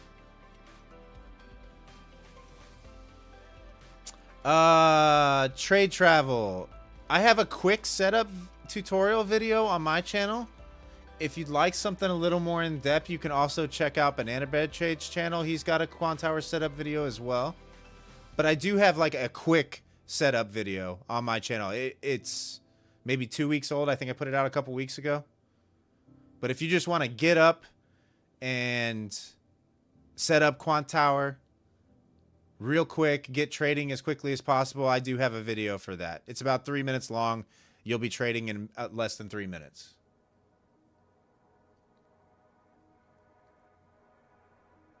It doesn't teach how to add indicators and all that, but if you just want to get your charts up and loaded, there is a tutorial there.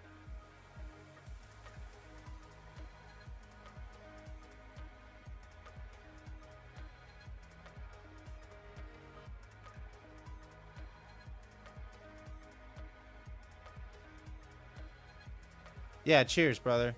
Cheers. Like I said, if you guys want more, like, Banana Bread Trades has a lot of good Quant Tower videos. He loves the Quant Tower setup stuff. He's my go-to for all things Quant Tower. He's expert Quant Tower guy.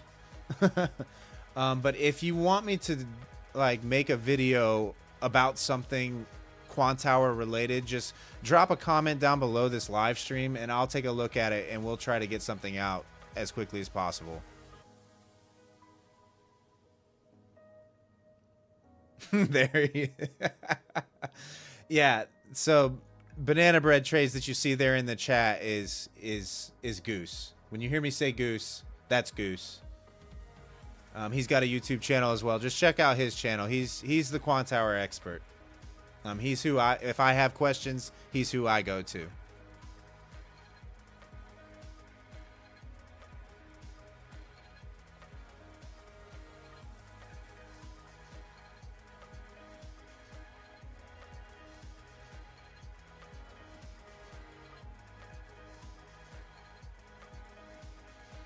Well, it looks like we have found our nightly range for the next little while here, guys.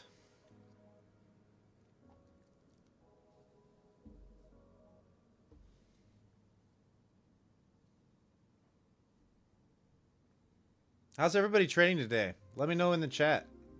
Not just this evening, but like today, RTH wise.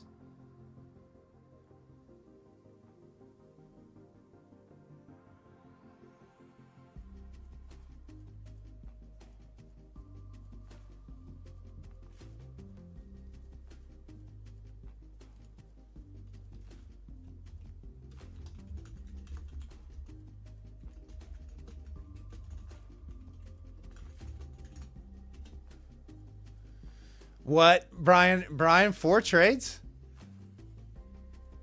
Only 4 trades, Bri. Were you busy today? Did you have something else going on? Slightly red today, Sovereignty? As long as it's minimal, that's fine. 11K Freddy today? Did you catch the pump off the open? Thanks for the sub, Robert. Appreciate you.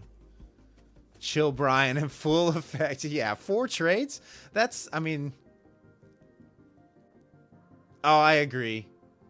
Right, Brian? And you also have FOMC on Wednesday. You got a U.S. holiday on Thursday. You got Trump at G7 this whole week. 400, Armando. That's good. Yeah, Freddie, if you didn't catch that pump right off the open this morning, it was a lot of sideways chop.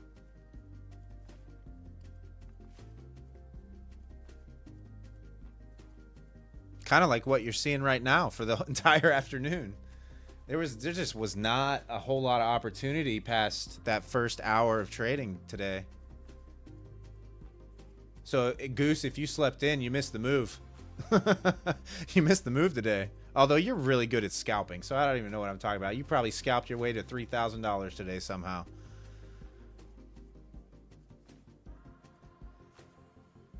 A wife committed you to a camping trip? I mean, that sounds fun, actually, Brian. Nothing wrong with a camping trip.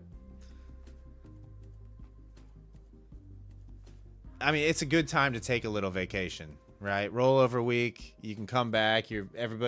All the volume will be on the U contract when you come back. It'll be a little bit more ideal market conditions for like good setups, good trading.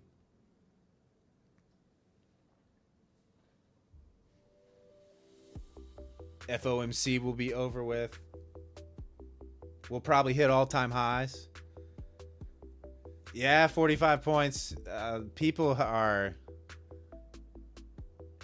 You guys are amazing. I definitely don't deserve... definitely don't deserve what's going on.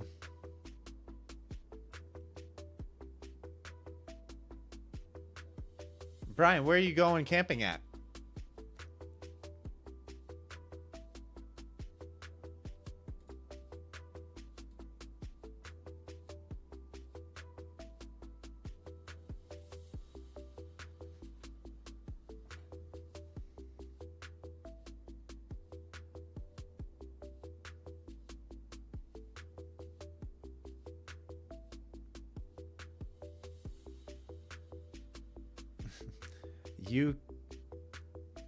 Eucopia is where you're going?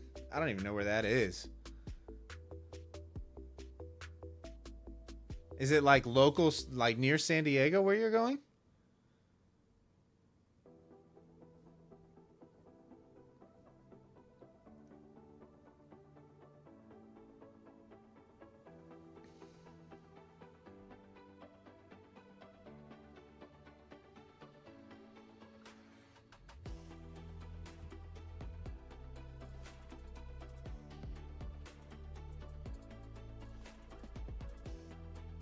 Oh, trade travel. So that's the DOM surface. It's kind of like Bookmap that I had over there on the right-hand side. For some reason, it went black on the imbalance in the actual DOM on me, so I'd have to do a complete disconnect and reconnect of my platform if I want it to show back up.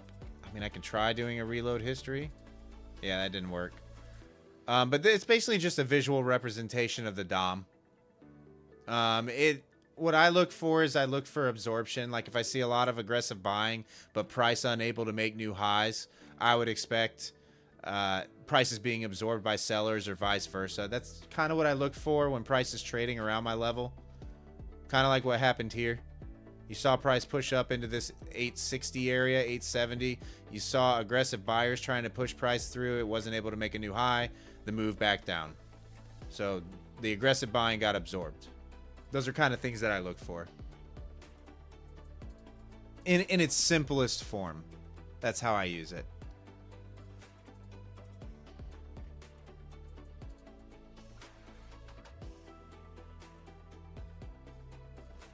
Tyler, change tickers and then change it back. All right. Sure, we'll go MNQ. We'll go front month. Aha. Tyler, good shout.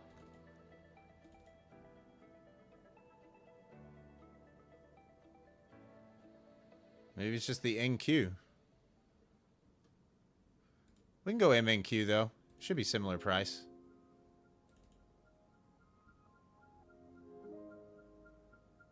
He knows things.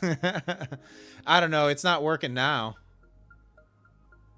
I've been having issues like the last couple days with the DOM surface.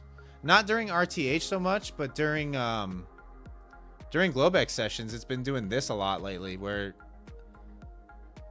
like one side is not working correctly.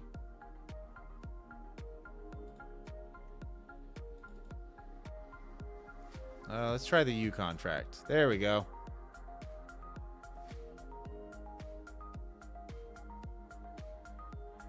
There we go.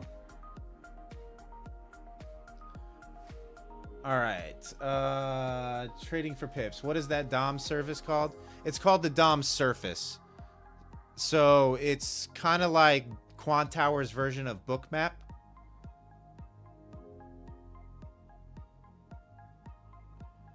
Yeah, Tyler, I'm not sure. It's just the last couple days where it's just kind of glitched out from time to time. I'm not sure exactly why. It all started when the first missiles got launched from Israel over to Iran. Ever since then, it's just been crazy.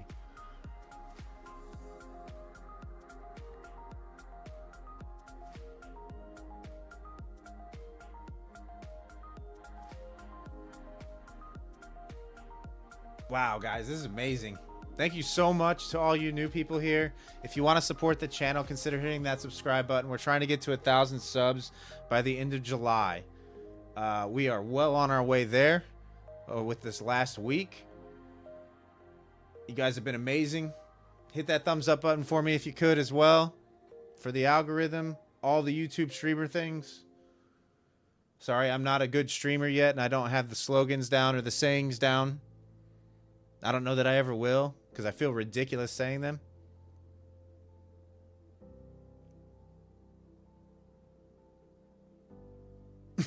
Every day that passes, QT seems... Joel. Oh, man. Trade travel. Did that answer your question about the DOM surface, by the way? And how I use it? I mean, I tried to answer it in the most simple way that I could without getting too overly complex with my answer. That's the one thing that I don't like about our little trading streamer niche is like traders trying to sound way smarter than what they really are. So they use really big words, really confusing words with their explanations. So I try to give more like a trading for dummies kind of explanation. Then you're left doing hours of research trying to figure out what they said.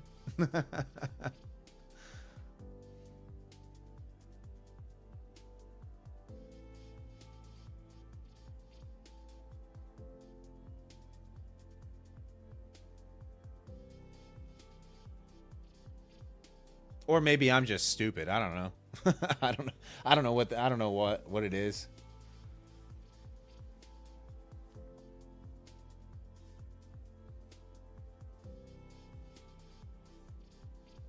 Ever since the HQ got moved to India? Where was it prior, Goose? Where was Quant Tower headquarters prior?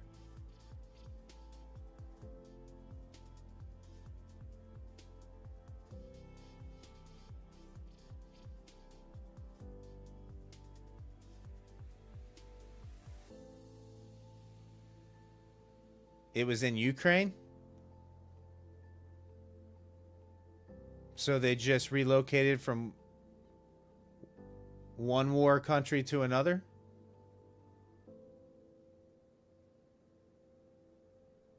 They went from a war zone to a different country and the support got worse.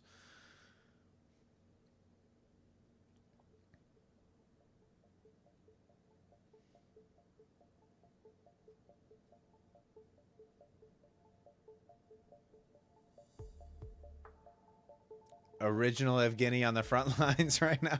Oh my goodness. Oh my goodness.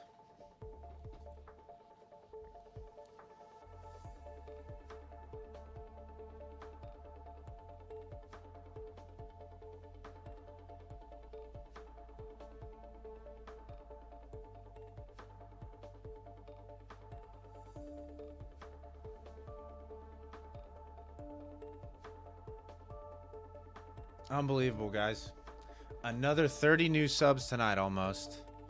And we set a record on concurrent viewers for this evening. We're approaching 700 total views on the live stream.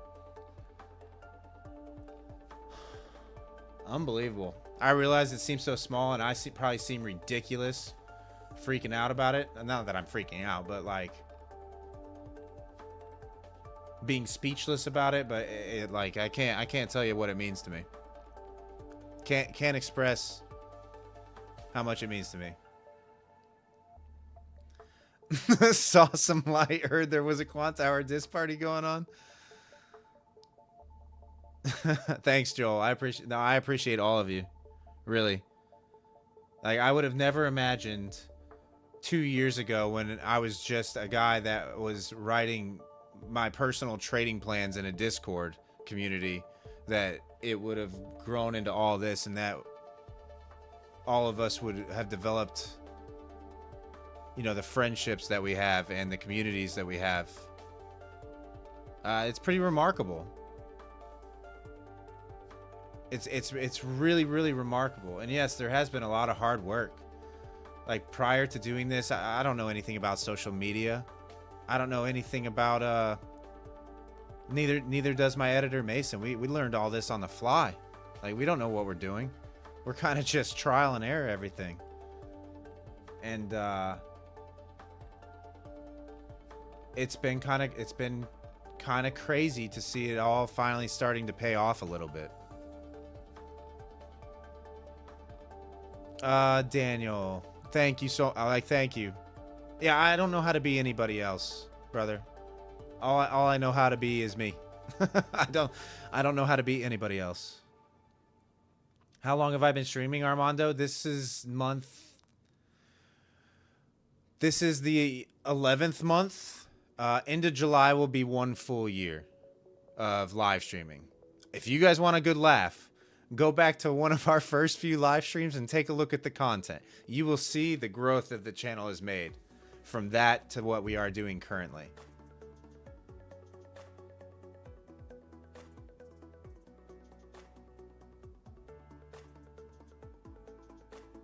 Yeah, all I know how to be is me, right? Like, I'm not the world's best trader. I feel very average as far as my trading is concerned. I just know what works for me, right? There are far better traders out there than myself. What I do is very, very simple, and it's effective. So I stick to it. I stay in my lane. I know what my limitations are currently, and I don't try to deviate from that. I'm never going to feed you BS.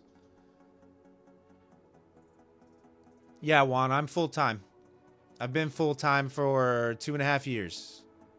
Oh, going on 3.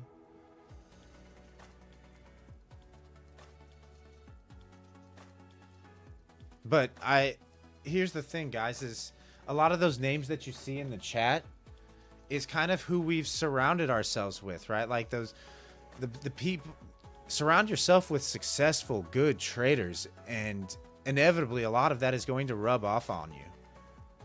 It's going to make you better. It's going to force you to be a better trader. That's kind of what I did. It's just really in any occupation, not just the trading world, but any occupation.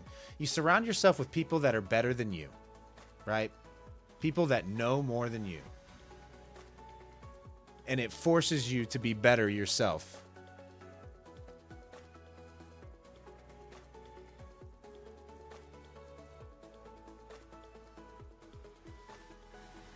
So, you know, like my good friends, the people who I talk to on a daily basis, are generally better traders than me, right? Banana Bread trades, for instance. He's a better trader than I am. He just is. He's been doing it longer, but he's a better trader than me. Brian trades. He's a better trader than I am. He's been doing it for 20 plus years. But you surround yourself with those kind of people, and you start reading their posts and trying to learn from them and spot things from them. And inevitably, some of that's going to stick. And you can kind of implement their strategies and what they're doing into your current strategy, and it makes you better. It might keep you out of a losing trade or two. You know, it might get you into a winning trade or two. It might allow you to see the market a little bit different than what you currently do. And then you just develop your own. No, never heard of them. But yeah, you just surround yourself with better traders. Surround yourself with good, better people.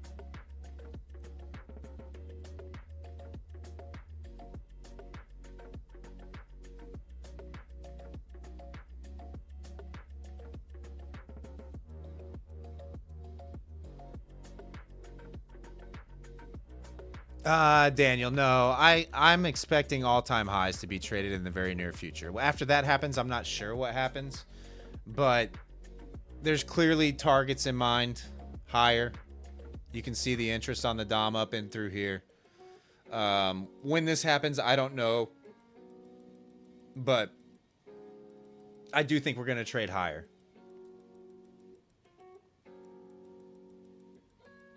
I don't know when we trade into all-time highs. I don't know if we get a pullback first, but I do think we're heading towards all-time highs. Like, we did not come all this way. Look at the bounce off the daily 20 SMA, guys.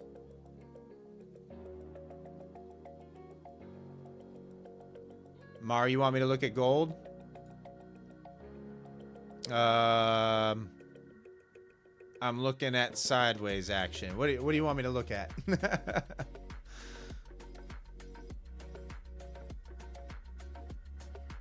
It's kind of looking like I don't know, bear flag breakdown.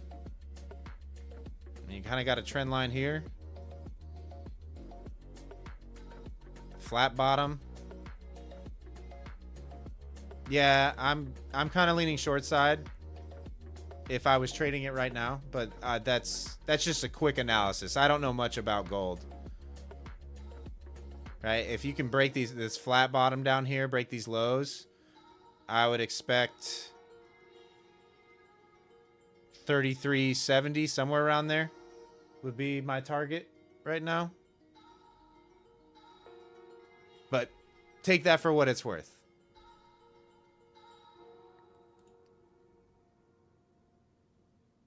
Yeah, I mean, it just doesn't make sense to, like, come up short at this point for me from all-time highs. Yeah, cheers, Mar. Take it with a grain of salt, though. I don't know anything about gold. That's just quick chart analysis. But it wouldn't make sense on NQ to not go at least trade all-time highs. We're so close. I mean, we're less than 300 points away at this point.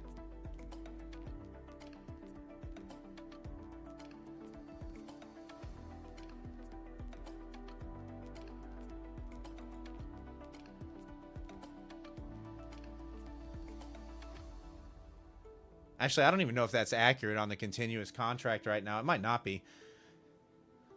Dang, guys, we're consistently hanging around 101 viewers. If you're new here, my name is Wes. If we haven't met yet, hello. If you want to support the channel, consider hitting that subscribe button. The support from you guys and love has been amazing over the last, well, really since I started. Absolutely amazing. Hopefully hopefully the trend continues and we continue to grow.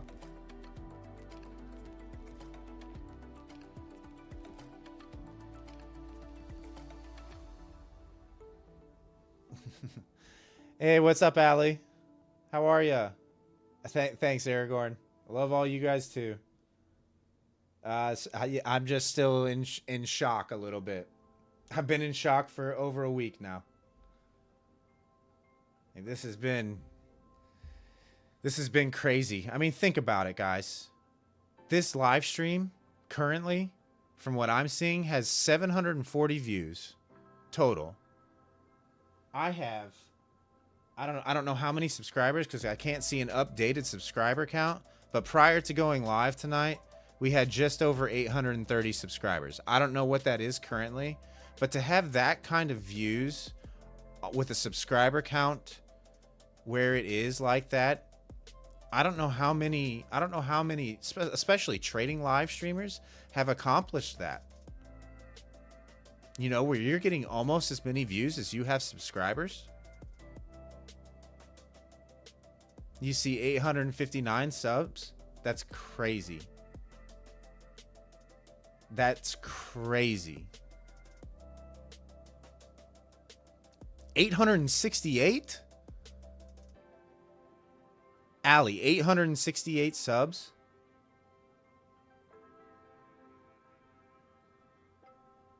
I mean, guys, that means tonight we're approaching plus 40 subs on this live stream.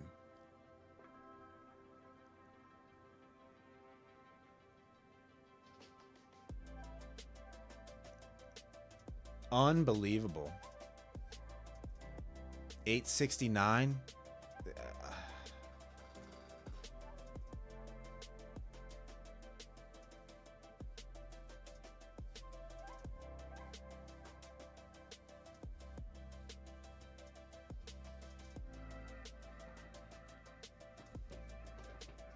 Unbelievable. Thank you so much. I don't know what I'm doing to deserve this. I have no idea what I'm doing to deserve this, guys.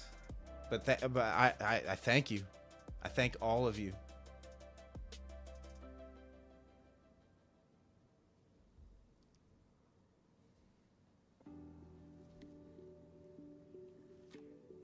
Yeah, I mean, I just want to... thanks, Ivan. Appreciate you. I know how difficult it was for me in the trading realm when I first started out. And, you know, people like... Thank you so much, guys. People like Banana Bread Trades. Like, we can all attest to the fact that it's really difficult when you're starting to trade, right? When you're a beginner, when you're a rookie, and you're trying to learn things. You either get one of two things. You try to get sold mentorships or classes, or spend an exorbitant amount of money in order to learn and to get there, and then you lose money for that first 2 years of trading or year of trading anyway on top of what you're spending on those courses. Or you get told, look it up, doofus. You know, like, people just shun you even though you're actually interested. And I know I had to do it the hard way. Like, I had to do all the research on my own. So I'm trying to provide at least that baby step foot in the door to give a baseline foundation about where to begin to find your strategy and how to actually trade and be profitable at doing it. And trying to provide a community that will support those same ideals. Right? You're not going to ever go into level up and be asked to spend a bunch of money. Like I said prior in the live stream, if we're offered the opportunity to have affiliate links and all that, and you want to support my channel and use my codes, by all means, we'll do that. You know, I'm not going to sit there and say I'm going to turn away a bunch of money, but I don't want to sit there and say, hey, $200 a month to buy my simple support and resistance strategy, because let's face it, it really is simple what I do. Like, it doesn't take very long to learn. And that's what's great about it. That's what's great about... You can make money in the markets a lot of different ways, guys. A lot of different ways. With a lot of different strategies. Yeah, Allie, Pegs is on the right track. I know that he still struggles psychologically with things sometimes. That clouds his judgment, I think, and he gets down on himself, and I think he's down on himself a little bit more than what he should be. He's on the right track. It's hard. Trading's hard. It's very easy, but it's very, very hard. Psychologically and emotionally, when you're not winning consistently or consistently profitable, it's very, very difficult. Man doesn't listen to you, Hallie. No, Pegs is a great guy. I will help him in whatever way that I can. He's in the right places. Speaking of which, if you're not subscribed to Driven Trucking, it's not a trading content, but he does have a very successful YouTube channel as well. Feel free to subscribe to him.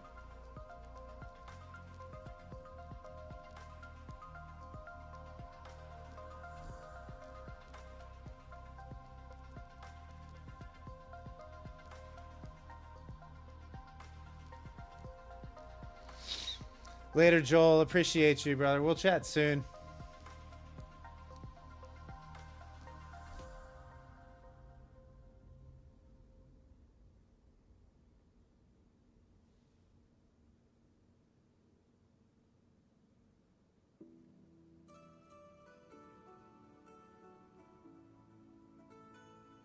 Yeah, Daniel, it's whatever whatever you use to make money, right? What's up, South Cac Dad? Whatever your brain easily identifies with and allows you to see market structure and market movement and price action, whatever you're using to identify those areas to execute, if it's working, use it.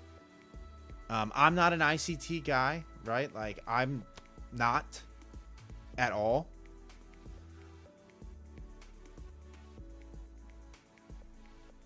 But it's if you're finding success using ICT strategies or ICT concepts, by all means use it. I'm not going to be the one to tell you, no, that's not the right way. You know, to me though, ICT is he's a great marketer, right? Like he's one of the better marketers that I've seen. To be honest with you, he has come up with a name for a setup everywhere on the charts.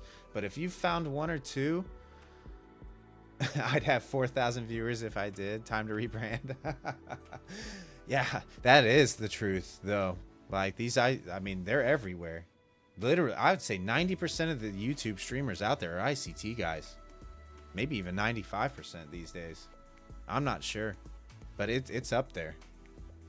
It's definitely up there.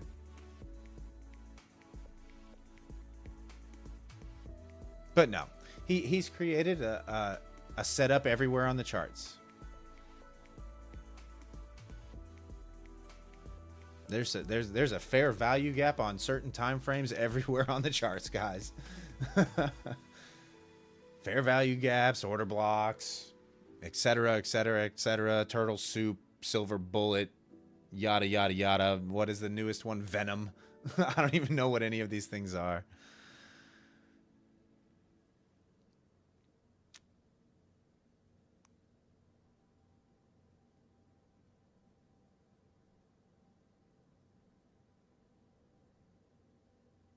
But like I said, if that's what you identify and that's what your brain triggers to get you into winning trades, by all means use it. I'm not going to tell you that. How dare you make money? How dare you?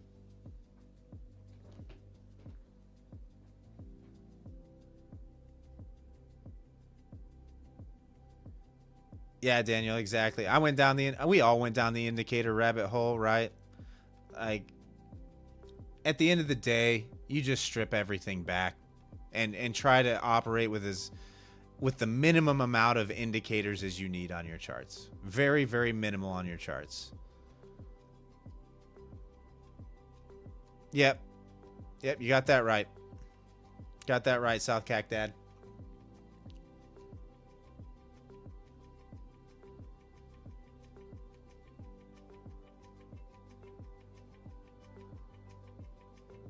And honestly, at the end of the day, it's really just all about risk management, to tell you the truth. It's really just all about risk management and knowing when to walk away. Like, those are the two most important things. Be okay with having a small red day. Don't turn it into a big red day.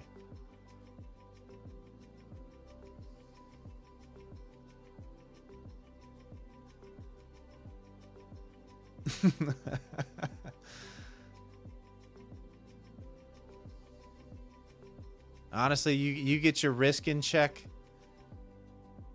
I'm telling you, you could trade completely naked charts and be just fine, because all it takes is one banger trade to erase those little teeny tiny losses over time. Be okay with losing $300 on the day and walk away. And then as your account grows, you scale up and increase your risk.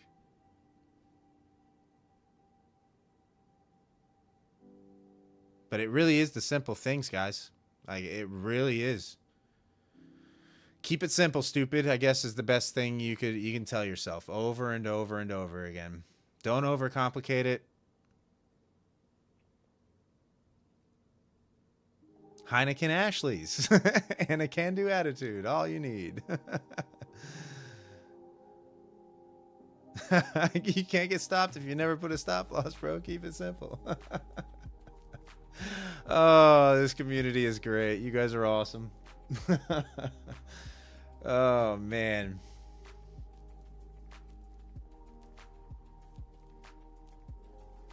Completely crazy.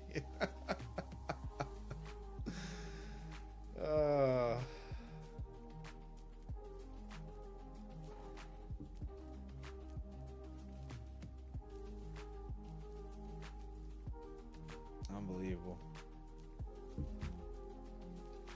Yeah, Claude. Yeah, I mean, I would say that, and don't feed into the BS that's fed to you on the internet. I realize I'm streaming on the internet, and that's kind of contradictory to what's going on here, but it's okay to be red, right? It's not okay to be big red. Yeah, exactly. But what banana bread trades there? Keep the account alive. Just like the whole copy trading Apex scam. Prove to yourself that you can hang on to one account before you ever attempt to purchase a bunch of different accounts. Right? Like, it's as simple as that.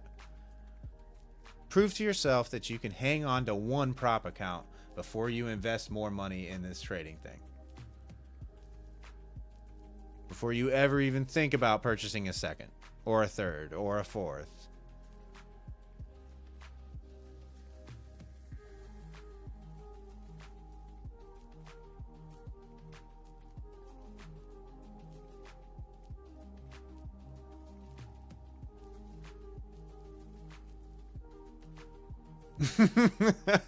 Sometimes you just gotta full send 10 contracts long on crude oil and then buy a Lambo.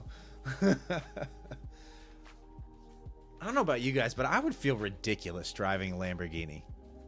I mean, it's just impractical. I don't know. I don't know. I'm so reserved with my money that I don't know. I would feel ridiculous driving a Lambo or owning a Lambo. Let's put it that way. Not enough driving one, but owning one. I would feel ridiculous. I think I'd rather buy like really nice four-wheelers than buy a Lamborghini, right? That's just me. It's just me, but I feel like I would rather own a bunch of like off-road vehicles than I ever would a Lamborghini.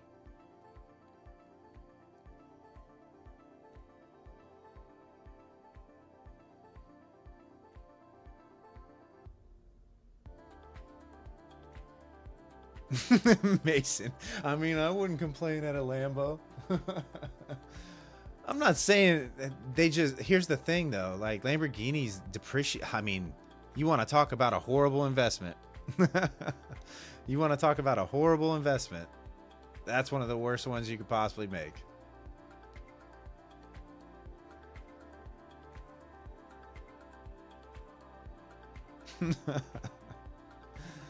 Wow, what a stream tonight, guys.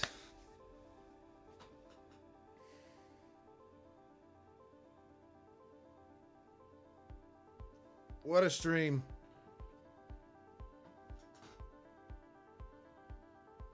Like, I see we're so close to almost 1,000 views on this live stream. I almost want to stay on, but I'm also getting extremely tired.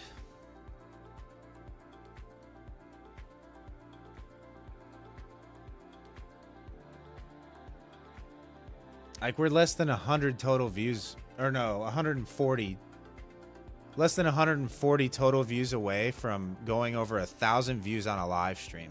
This is unbelievable. Mason, what is going on?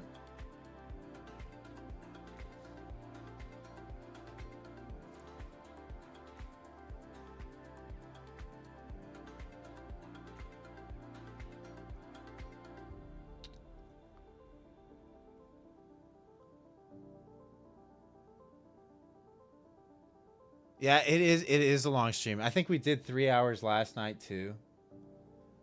But like the vibes are just so good. Like there's such good conversation going on in these live streams recently. You know, these things are great because of you guys, man. Like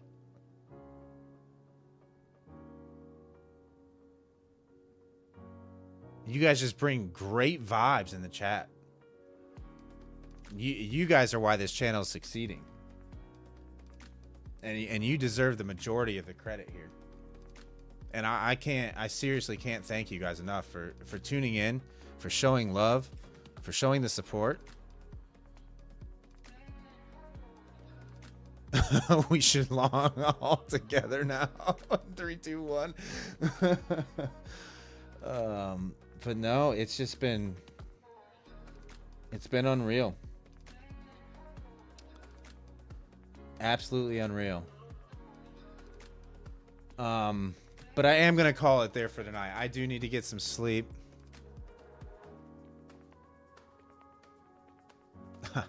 Yeah, the indicator rabbit hole is bad. Don't go getting all sentimental now. It is though, South Cac Dad. Like the amount of like it does feel that way. Like you put in so much work and so much effort to these things and see nothing materialize for a very long time, and to continue the grind of doing it, and then to see some sort of light, like even the smallest amount of light, it just means so much. And I realize it's ridiculously cheesy, but that's honestly how I feel. Disbelief, shock, awe, joy, excitement, all the things, guys. But thank you all so much. If you're going to continue to trade this evening, trade safe. It looks like we might be range bound for at least until London session. I'm not looking at any kind of big moves for the rest of the night tonight. We're kind of just chopping back and forth. Thanks for tuning in. I'll be back again tomorrow evening at 7:45 p.m. Eastern Standard Time for another Globex session. Again, guys, I can't thank you enough for the last week of these live streams. Thank you for joining me on this journey. Hopefully you continue support. If you haven't hit that subscribe button yet, hit that subscribe button if you want to support the channel. If you would like a free trading Discord, there is a link in the description down below the video. Feel free to join. We hang out in there all day, trading all day.